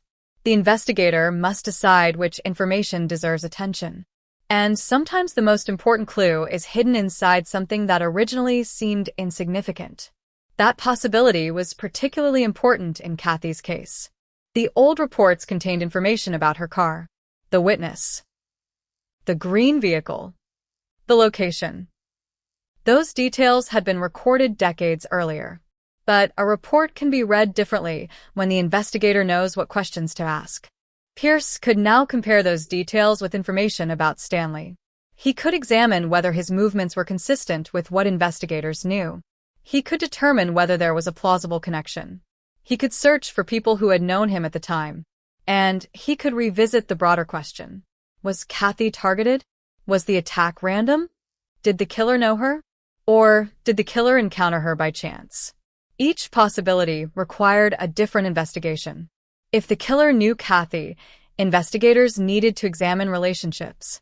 If the killer did not know her, they needed to examine opportunity. If a vehicle was involved, they needed to understand transportation. If the body had been moved, they needed to understand where and why.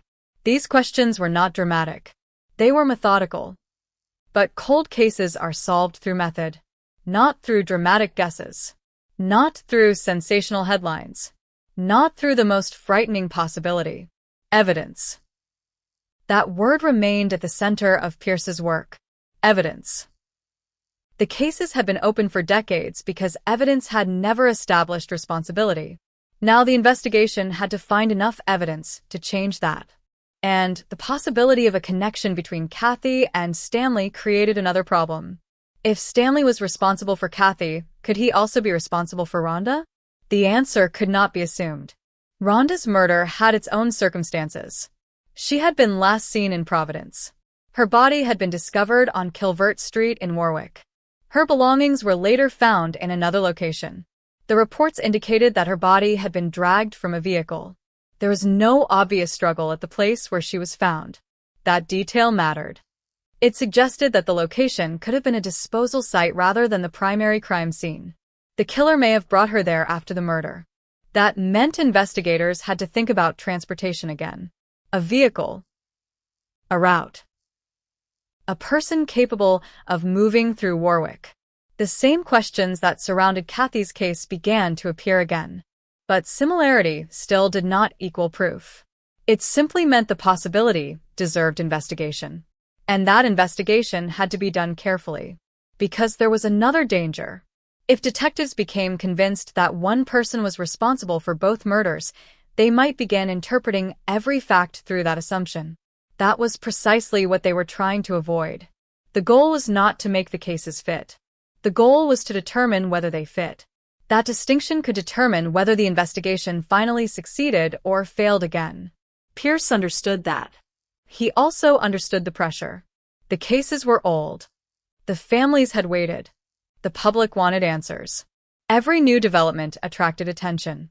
But an arrest without evidence would only create another controversy. The investigation needed to move slowly enough to be accurate. That meant going back to people. Some witnesses had been silent for decades. Some had forgotten details. Others had never been asked the right question. A detective reopening a 1980s murder may have to explain why they are calling someone 30 years later. The answer is simple. Because something changed. A new lead. A new piece of information. A new connection. That was what brought investigators back to Stanley. And once they began looking, the old criminal history became impossible to ignore. But it was still not enough. The investigators needed to know whether Stanley had any connection to the specific crimes. That became the central problem. The cold case was no longer a search through the entire population of Rhode Island. It had narrowed. But it had not narrowed enough. One man was now receiving attention. 2 murders remained open. And investigators had to determine whether the 3 belonged together. The work continued. Meanwhile, the families remained at the center of the story. For decades, they had lived without certainty. A murder can be committed in minutes. The consequences can last generations. Kathy's family had been waiting since 1986. Rhonda's family had been waiting since 1987. The years did not reduce the significance of the murders. They only made the waiting longer. Every birthday, every holiday, every anniversary. Another reminder. Another year without an answer. For the families, the case could never become truly cold. The word belonged to the police file, not to them.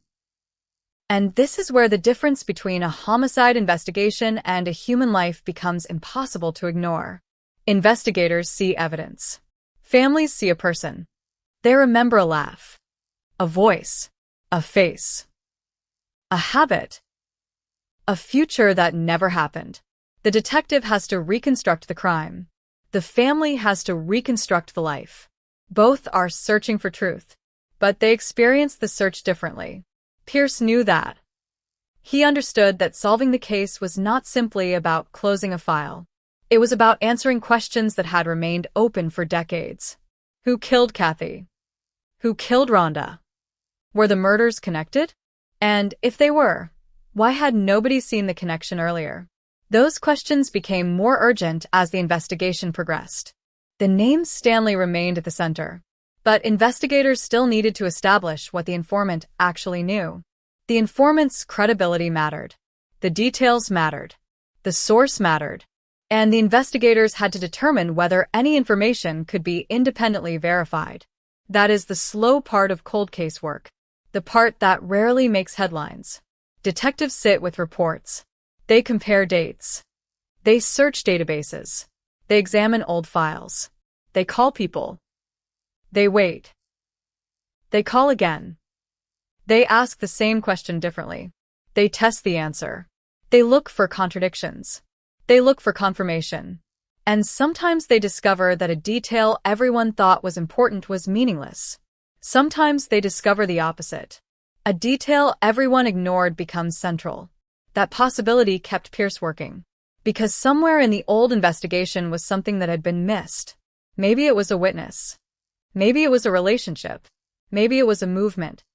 Maybe it was a name. Maybe it was a combination of several small details. The challenge was finding it, and then proving it. By this point, the case had become more than a search for a suspect. It had become a reconstruction of Warwick in the 1980s. Investigators were rebuilding the world in which Kathy and Rhonda had lived. Who was around them? Who moved through the city? Who knew the victims? Who had access to vehicles? Who had a reason to approach them? Who had the opportunity? And who had disappeared from the investigation because nobody had asked the right question? The answers were still incomplete. But the investigation had changed. The cases were no longer sitting untouched. A detective was pulling them apart, looking at them again, challenging old conclusions, and refusing to accept that decades were enough to make the murders unsolvable. That was the real significance of the renewed investigation. Not that a killer had already been identified, not that a conviction was guaranteed, but that the cases were alive again. The name of Stanley had reopened a door. Behind that door were old crimes, old witnesses, old records, and old memories. Some of those memories would lead nowhere. Others might change everything. And somewhere inside that uncertainty was the answer the families had been waiting for. For Kathy. For Rhonda. For the people who had spent decades asking the same impossible question. Who did this? The investigation had not reached the final answer. But for the first time in years, the detectives were moving toward it. And every step forward meant one thing. The silence was becoming harder to maintain. The silence surrounding the Warwick murders had lasted so long that even a new lead could feel like a threat. Not a threat to the investigators. A threat to the version of the past that everyone had grown accustomed to. For decades, the murders of Kathy Perry and Rhonda Lee Travers had existed as unfinished stories. The victims were known. The locations were known. The approximate timelines were known. But the person responsible remained outside the final frame. That was what Fred Pierce was trying to change. He was not trying to rewrite 1986. He was trying to understand it. And that meant returning to the details that had survived. Kathy's final night remained one of the most important. She had worked at Ultra Finishers in Warwick. She had plans for the following morning.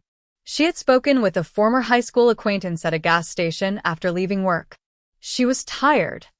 Then she drove away. Those ordinary details became extraordinary only because she never made it home. Her mother had seen her earlier.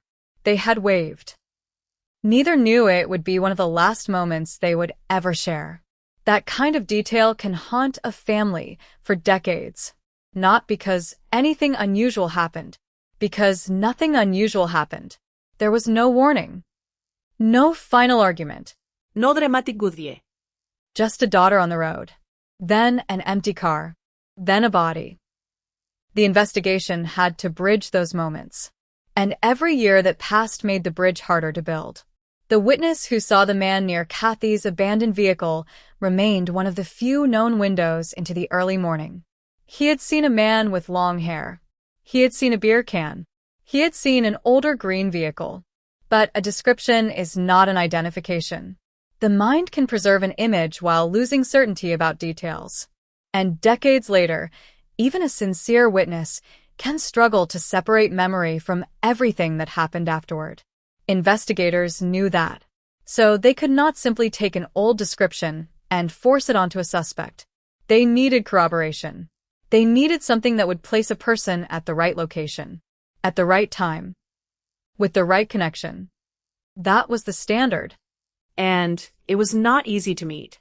The original investigators had worked without the technology available to modern detectives. No smartphones. No widespread surveillance network. No digital location history. No instant database searches connecting every person and every address. Much of the investigation depended on interviews and physical evidence.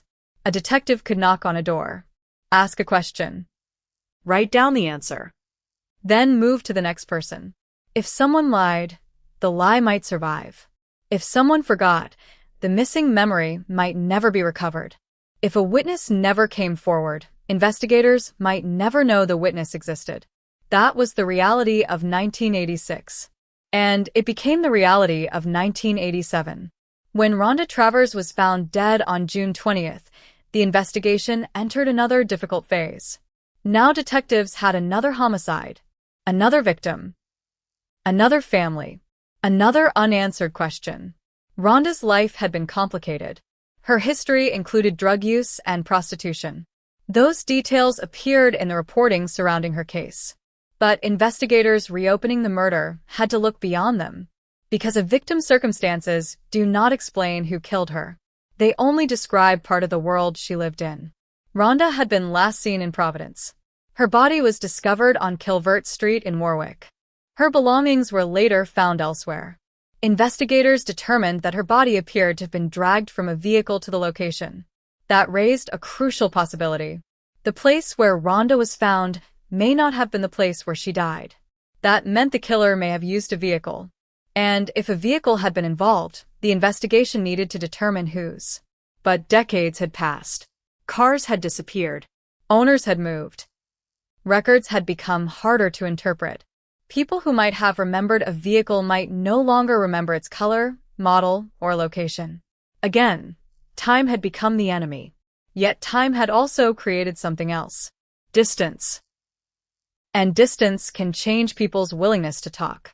A person who feared consequences in 1987 may not feel the same fear decades later.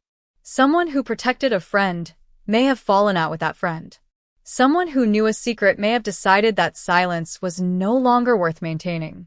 That is why cold case detectives keep calling. Because people change. The truth sometimes changes hands. And eventually, information can emerge from unexpected places. In Warwick, it came from inside the correctional system. Robert Bob Catlow, chief inspector of the Rhode Island Department of Corrections, knew about Pierce's efforts. Catlow told him that a longtime informant at the adult correctional institutions claimed to know who had killed Kathy Perry. The name was Stanley. Again, that name was not presented publicly as a conviction. It was a claim. Something that required investigation. But Pierce had already heard the name. That was the part that made it difficult to dismiss.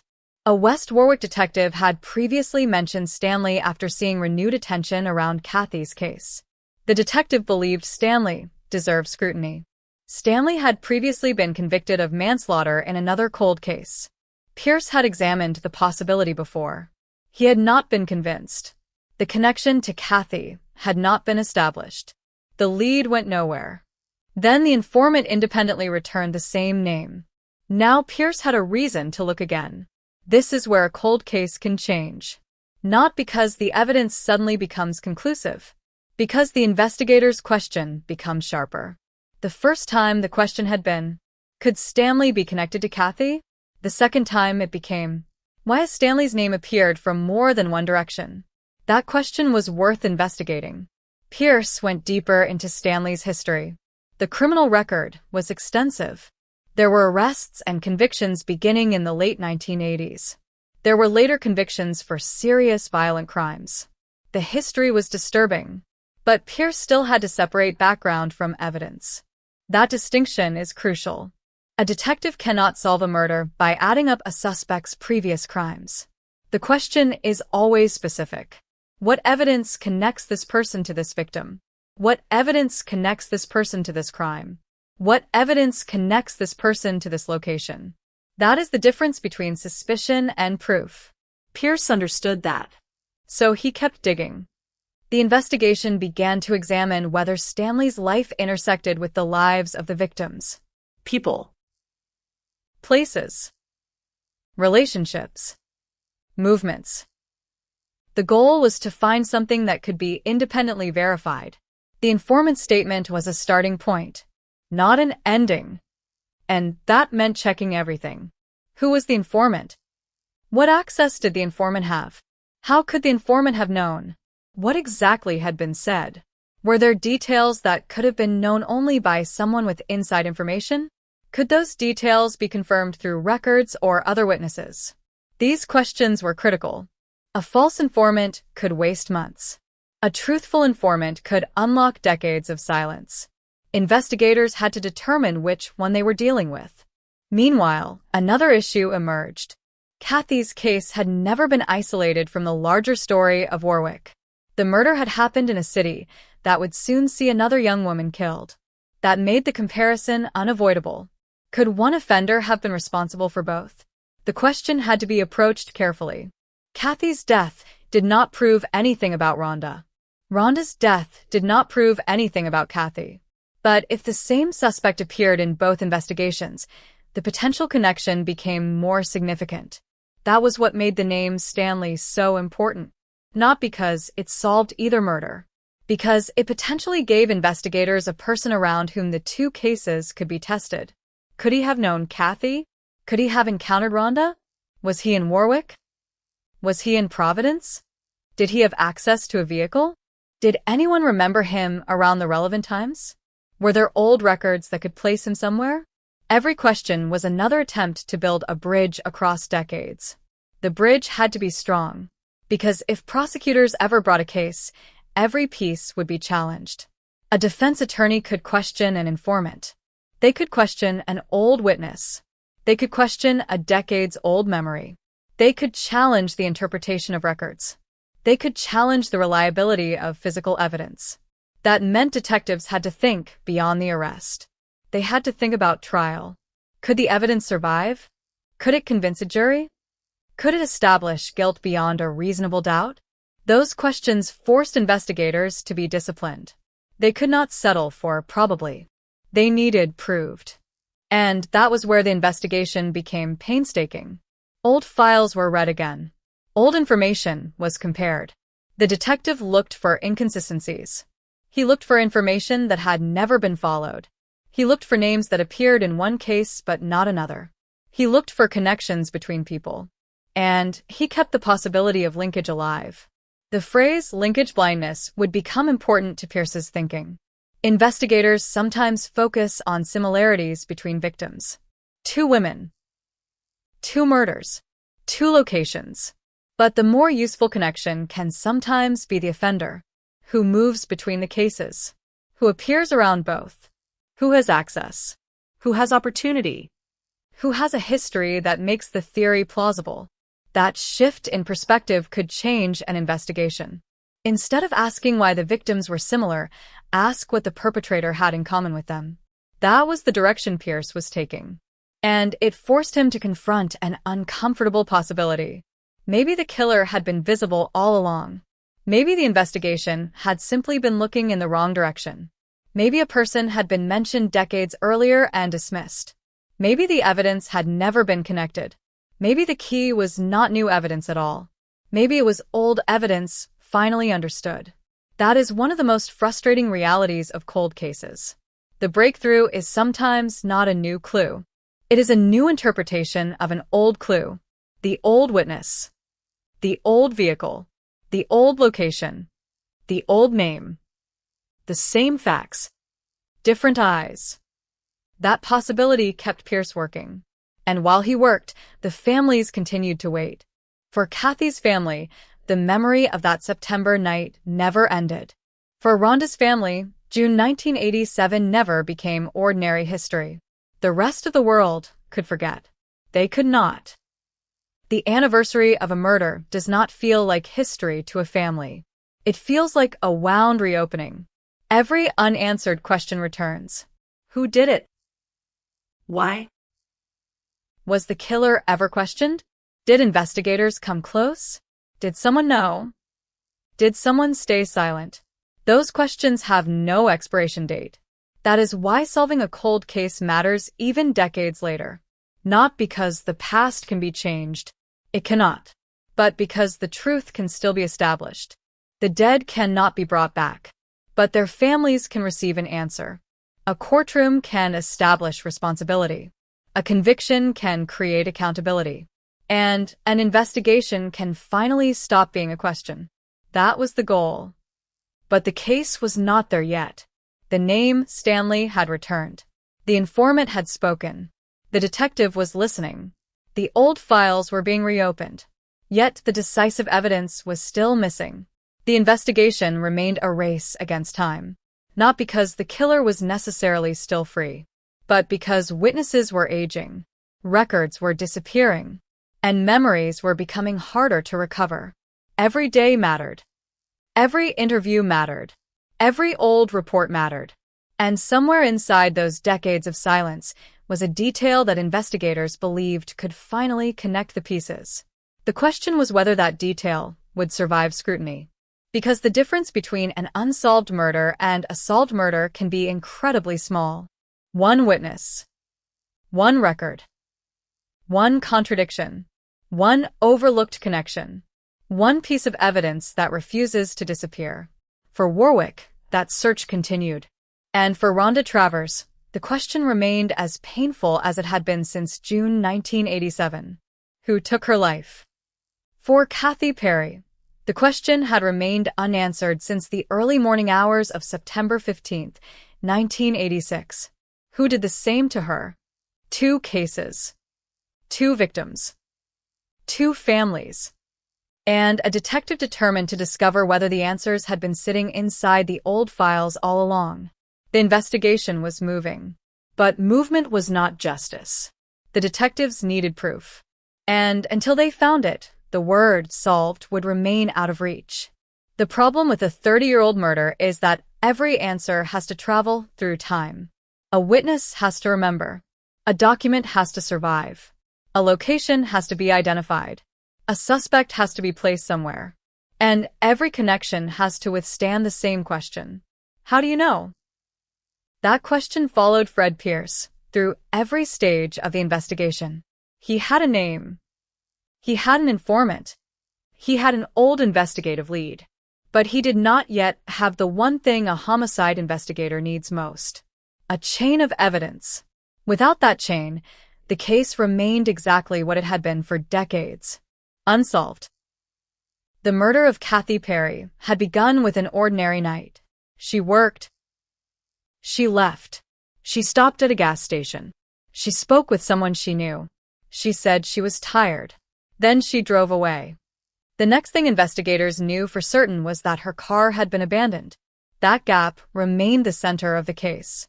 Everything depended on understanding what happened inside it.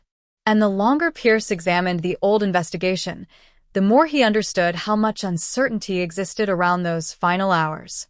The witness who saw a man near Kathy's vehicle provided one piece. The green vehicle provided another. The location provided another. But none of them could independently establish who killed Kathy. That was the problem. Every clue seemed to stop just short of the answer. A face without an identification. A vehicle without a confirmed owner. A location without a reliable explanation. A witness without enough certainty. And a victim whose final movements remained incomplete. Pierce knew that cold cases are often built from these fragments. The detective's job is not to demand that one clue solve everything. The job is to determine whether the fragments can form a complete picture. That meant examining every available record. The original reports, old interviews, criminal histories, addresses, relationships, anything that could establish where people were during the relevant period. The investigation had become a reconstruction, not just of the crime, of the city. Warwick in the 1980s was not the Warwick of the 21st century. People moved differently. Communications were different. A person could disappear from someone's life without leaving a digital trail. There were no smartphones showing where someone had been. No automatic location history. No social media messages preserving conversations. No camera network recording every road. Investigators had to rely on people. And people are imperfect witnesses. Memory is not a recording. It changes. It fades. It combines events. A person may remember what they saw. Then, over the years, they may remember what they were told. That distinction becomes critical in a homicide investigation. Pierce had to separate the original memory from everything that happened afterward. The same problem existed with the informant. The informant claimed to know who killed Kathy. But how? That was the question. If the information came from a direct confession, investigators needed to know when it happened. If it came from another prisoner, they needed to know who that person was. If it came from a rumor, the information might be unreliable. If it came from someone with direct knowledge, the case could change dramatically. So Pierce had to investigate the informant itself. The source became evidence, not proof. Evidence. And the distinction mattered. An informant can provide a direction. Only corroboration can turn that direction into something stronger. That was why the name Stanley mattered. It had appeared twice. Once through a West Warwick detective. Again through the correctional system informant. Two separate sources. That was enough to make Pierce look harder. But not enough to accuse someone publicly. The suspect's real name remained protected in public discussions. Pierce understood the danger. A cold case can destroy a reputation if investigators get the wrong person. And after decades, the danger is even greater. People want closure. The media wants a headline. Families want answers. The public wants a suspect. But the justice system requires evidence. Pierce had to work inside that tension. The investigation could not move according to emotion. It had to move according to facts. That was particularly important because Stanley's history was disturbing. His criminal record contained serious offenses. But a record does not automatically explain an unrelated murder. Investigators had to resist the easiest conclusion. They had to ask whether his behavior, his movements, and his relationships actually intersected with the crimes. That meant looking at the timeline. 1986. Kathy disappears. 1987. Rhonda is murdered. Then later years. Stanley's criminal cases. His arrests. His convictions. His periods of incarceration. His movements. The dates mattered. If he was somewhere else, the theory weakened. If he could be placed near the crime, it strengthened. If a witness could independently confirm it, stronger still. If physical evidence supported it, the case could move into another category entirely. That was what Pierce was searching for. Something objective. Something that did not depend entirely on memory. Something that could survive a courtroom. But decades-old evidence does not always cooperate. Physical evidence can degrade. Testing methods change. Samples can become contaminated. Records can disappear. And some evidence simply does not exist. That meant investigators had to make the most of what remained. They also had to think differently. Modern cold case investigations often involve re-examining evidence using technology that did not exist when the crime occurred. A sample that could not be tested in the 1980s might be testable decades later. A fingerprint that was useless against old records might become valuable when databases expand. A photograph can be enhanced. A document can be digitized. A name can be cross-referenced across databases. But technology is not magic. It can only analyze what survives. And in Warwick, the investigators had to determine exactly what remained. The old evidence had to be cataloged. What existed? Where was it stored? Had it been preserved properly? Could it be tested? Had anything been lost? Were there biological samples? Were there fingerprints? Were there photographs? Were there trace materials? Were there objects that had never been fully examined? Each question mattered, because a cold case can be solved by something investigators already possessed. They simply may not have known its value. That possibility had enormous significance. Imagine an object collected in 1986. At the time, investigators may have had no technology capable of extracting useful information from it. 30 years later, the same object could potentially provide a clue. The object did not change. The science did. That is why Pierce and other cold case investigators could not simply read the old conclusions. They had to read the evidence itself. They had to ask what modern methods could reveal. That approach also applied to witness statements. A witness might have been considered unreliable decades earlier, but a modern investigator might discover that the witness had actually provided one detail that could be independently confirmed. A detail previously ignored. A street. A vehicle. A name. A relationship. That detail could change the importance of the entire statement. The investigation, therefore, became an exercise in reassessment, not rewriting. Reassessment. The old detectives had worked with what they knew. Pierce had the advantage of hindsight. He could see what happened afterward. He could compare later criminal cases with earlier unsolved murders. He could examine whether people who appeared harmless in 1986 later became violent offenders. He could ask whether an old suspect's later behavior changed the significance of earlier information. But again, that could only generate leads. It could not establish guilt. The question always returned. What connects Stanley to Kathy? And what connects Stanley to Rhonda? The second question was especially difficult. Rhonda's case had its own investigative history. She had been found on Kilvert Street. Her body appeared to have been moved. The scene itself did not provide an obvious explanation. Investigators had to determine where the murder happened. Who had access to that location? Who could have transported her? Why was she taken there? And who knew the area well enough to use it? Those questions had been asked before, but Pierce could now ask them alongside the information developing around Stanley. That was the significance of looking at the cases together. One investigation could provide context for another. A location in one case could matter in another. A witness in one file might know someone in the second. A suspect's history could intersect with both. The possibility of linkage was no longer just theoretical. It had become an investigative strategy.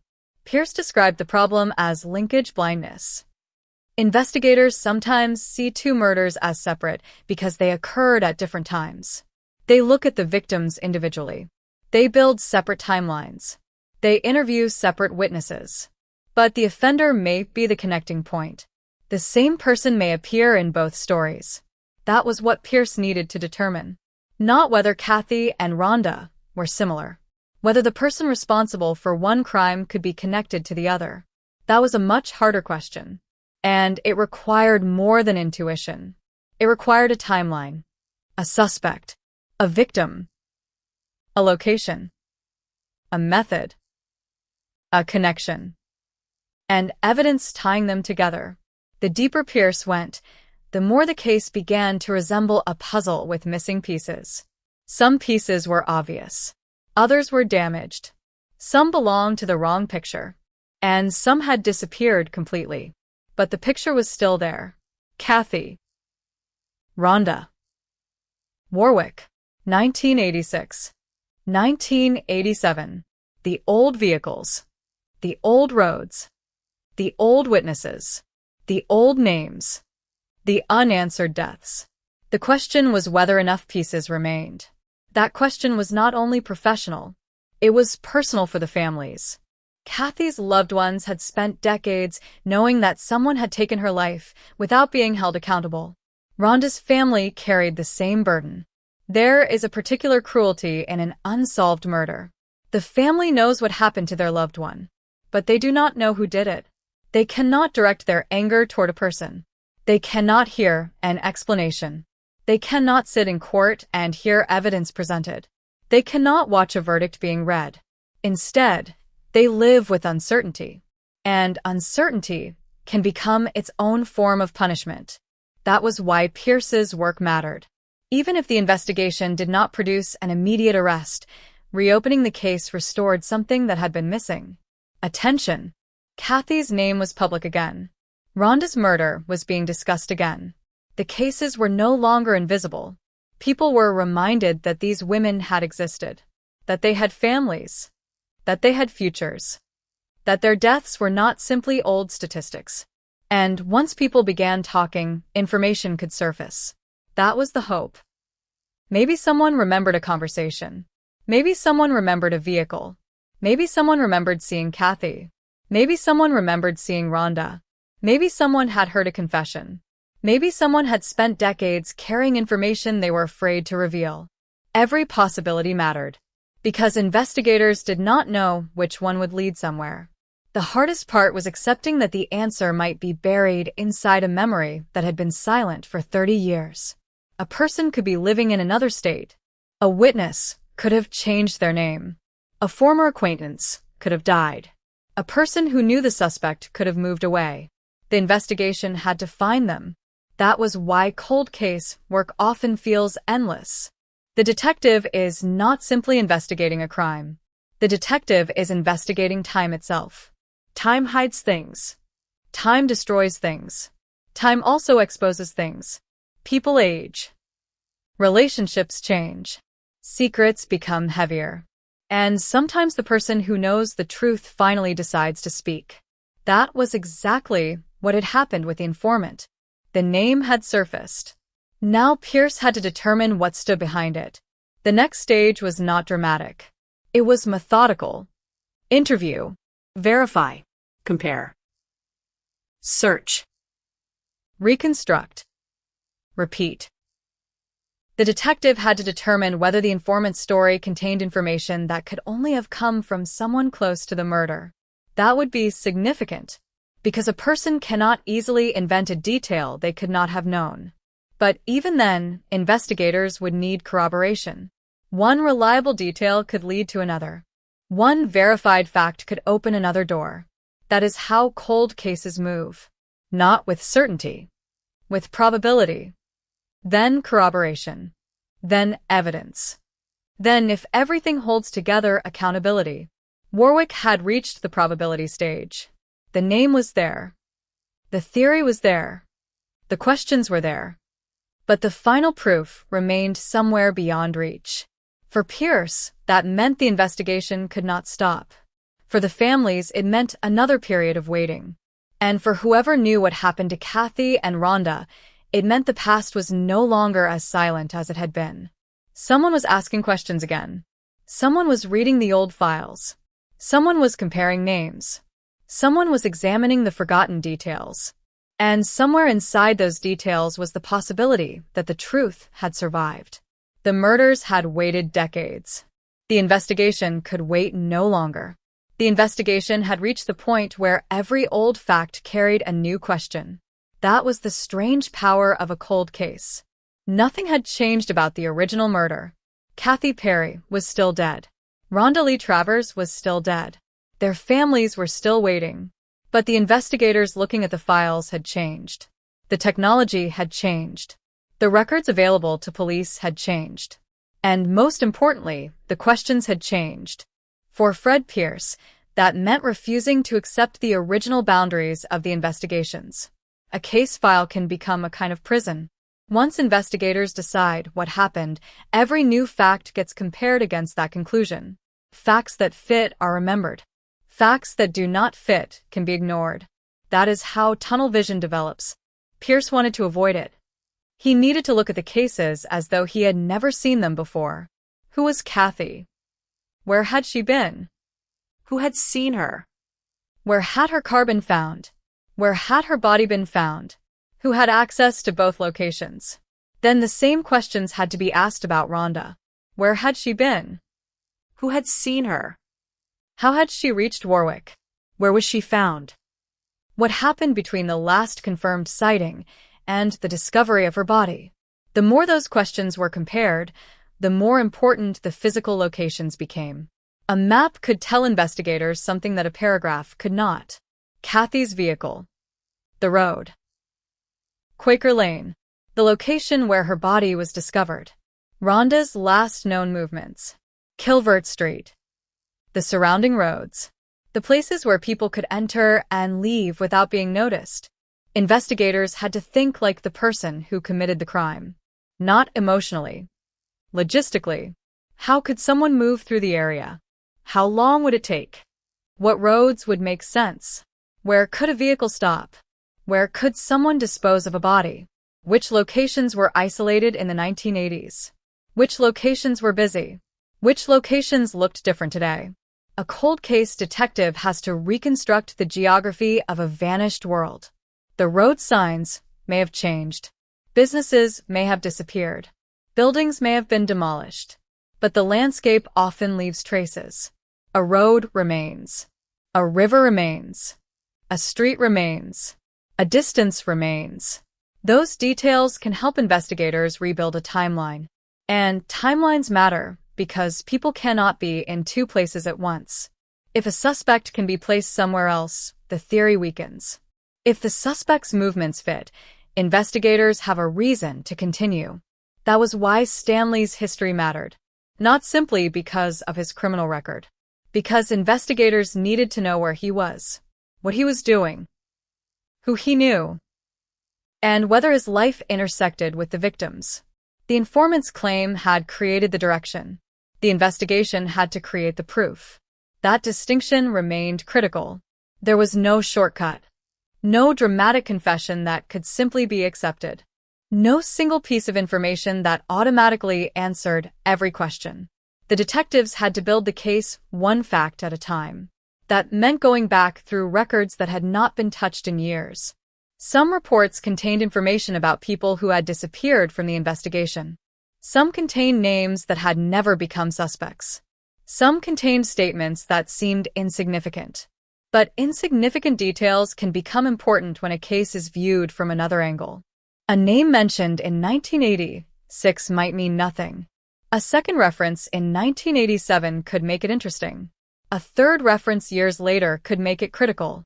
That was the kind of pattern Pierce was searching for. He was not looking for one perfect clue. He was looking for independent pieces that pointed in the same direction. The prison informant was one piece. The earlier detective's suspicion was another. Stanley's criminal history was another. But the crucial question remained unanswered. Where was the direct connection to Kathy? That question kept the investigation from moving too quickly. Because a detective can believe something. A prosecutor can suspect something. A family can feel something. But a courtroom requires proof. That is why cold case investigations often appear frustratingly slow from the outside. The public sees a headline. Investigators see hundreds of questions. Every answer creates another question. Every lead has to be checked. Every witness has to be evaluated. Every piece of evidence has to be authenticated. And every assumption has to be challenged. Pierce had to do all of it. Meanwhile, the passage of time continued to create problems. Some people who had been young adults in 1986 were now elderly. Some had developed medical problems. Some could no longer remember details. Some had died. That meant investigators were working against a shrinking pool of living witnesses. Every interview had urgency, but urgency could not become haste. A witness who says, "I think I remember," cannot automatically become a fact. Investigators needed to know what the witness actually remembered. Was it a direct observation? Something someone told them? Something they had read? Something they had heard years later? Memory contamination is especially dangerous in famous cases. The more a story is repeated, the more difficult it becomes to know where the original memory ends. That was why investigators had to separate original statements from later information. The old reports became essential. What had a witness actually said in 1986? What had they said in 2004? What were they saying now? If the details remained consistent, confidence increased. If the details changed dramatically, investigators had to be cautious. That process could take time. And there was another problem. Some people simply did not want to talk. The reasons could be complicated. Fear. Loyalty. Embarrassment. Guilt. Distrust of police. or the belief that too much time had passed. But time does not erase responsibility, and it does not erase what families deserve to know. That was one of the reasons Pierce continued. He understood that the investigation could not depend on people suddenly becoming cooperative. Police had to find independent evidence whenever possible. That brought the focus back to physical evidence. What had been preserved? What could still be tested? What could modern science reveal? The murders occurred in an era when forensic technology was far less advanced. DNA analysis was not yet the tool it would later become. Digital databases did not exist in their modern form. Many investigative techniques that are routine today were unavailable. That did not mean the original investigators were incompetent. It meant they were working with the tools of their time. But a cold case detective has the advantage of the future. Evidence collected decades earlier can sometimes be re-examined with newer methods. A sample that once seemed useless may become significant. A fingerprint can be compared against databases that did not exist when it was collected. A biological sample can potentially be tested in ways investigators could not imagine in the 1980s. But again, the evidence has to survive. And not every case has usable forensic material. That uncertainty is one of the hardest parts of cold case work. Investigators may know that evidence once existed. They may not know whether it can still be tested. They may discover that something was never collected, or that it was collected but not preserved, or that it was preserved but is too degraded. Every possibility matters, and the detective has to find out which one is true. For Kathy's case, the old evidence had to be examined through that lens. What could still speak? What had become silent? What had never been asked? The same questions applied to Rhonda. Her body had been discovered on Kilvert Street. Investigators knew the location. They knew the body appeared to have been moved. But what evidence had survived from the scene? What had been collected? What had been documented? What could modern investigators learn? Those questions could not be answered through speculation. They required the original records. And that is why cold case detectives spend so much time reading. The most important breakthrough may not happen in the laboratory. It may happen at a desk. A detective reads an old sentence, stops, reads it again, then asks, Why? Why did the original investigator write that? What did they know? What did they assume? What did they fail to pursue? That question can open an entire investigation. Pierce's work with the Warwick cases followed that principle. He kept asking what had been missed. The answer might have been small. A person. A location. A relationship. A vehicle. A statement. Or the possibility that two cases had been connected incorrectly or not connected enough. The concept of linkage became increasingly important. Instead of looking only for similarities between Kathy and Rhonda, Pierce looked for the person who could potentially connect them. That approach changed the investigation. It shifted attention from the victims to the offender. What did the offender need? Access. Opportunity. Transportation. Knowledge of the area. And perhaps a relationship with the victims.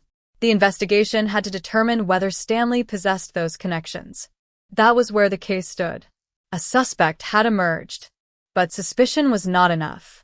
Investigators needed to know whether Stanley had actually been in the places that mattered, whether he knew the people who mattered, whether his story could be checked, whether the informant's information could be verified, and whether any physical evidence could support the theory. Every answer would either strengthen the case or weaken it. That was the honest reality. The investigation could not be designed around a desired outcome. If the evidence cleared Stanley, detectives had to follow it. If the evidence implicated him, they had to follow that too. The purpose was not to find a convenient killer. It was to find the truth. That distinction was particularly important for Rhonda. Her case was still unresolved. There was no public proof that Stanley had killed her. There was no basis to declare that the two murders had been solved. The responsible thing was to keep the investigation open. And yet, something had changed. The name that had once been buried in the background was now being examined. The old files were being compared. The connection between the cases was being reconsidered. The investigation had movement. That movement gave the families something they had not had in years. Possibility. Not certainty. Possibility. Sometimes that is the first thing a cold case can give back. The knowledge that someone is still looking. That someone has not accepted the silence. That someone is still asking questions. For Kathy's family, that mattered. For Rhonda's family, it mattered too. Because a family can live without an answer for years. But they never stop wanting one. The years become part of the grief. A child grows up. A parent grows older. A sibling starts a family. Life continues around the empty space. Then an investigator calls. The case is being reviewed. A new lead has emerged. Someone has spoken. The family begins hoping again. And hope can be dangerous. Because if the lead fails, the disappointment is enormous. That was why Pierce had to be careful. He could not promise a solution. He could only promise the investigation. He could only follow the evidence. The case would either move forward or it would stop again. But he was determined to give it the chance. That determination mattered because cold cases can become buried under their own history. Every failed lead makes the next detective more cautious. Every dead end creates another layer of doubt. Eventually, people begin to assume the answer is gone. Pierce refused to make that assumption. He had already seen one lead return. Stanley's name had survived. The informant had spoken. The old detective's suspicion had resurfaced. The cases were being examined together. Those facts did not solve anything. But they made one thing clear. The past was still producing information. And if the past could produce one new clue, it could potentially produce another. That was the hope. The investigation continued. The files stayed open. The questions stayed alive. And somewhere in those records was the possibility of a fact strong enough to transform the entire case. The difference between a theory and a solution was still waiting to be discovered. Until then, Warwick remained haunted by two names. Kathy Perry. Rhonda Travers. Two women. Two murders. Decades of silence. And detectives still searching for the evidence that could finally tell the world what happened.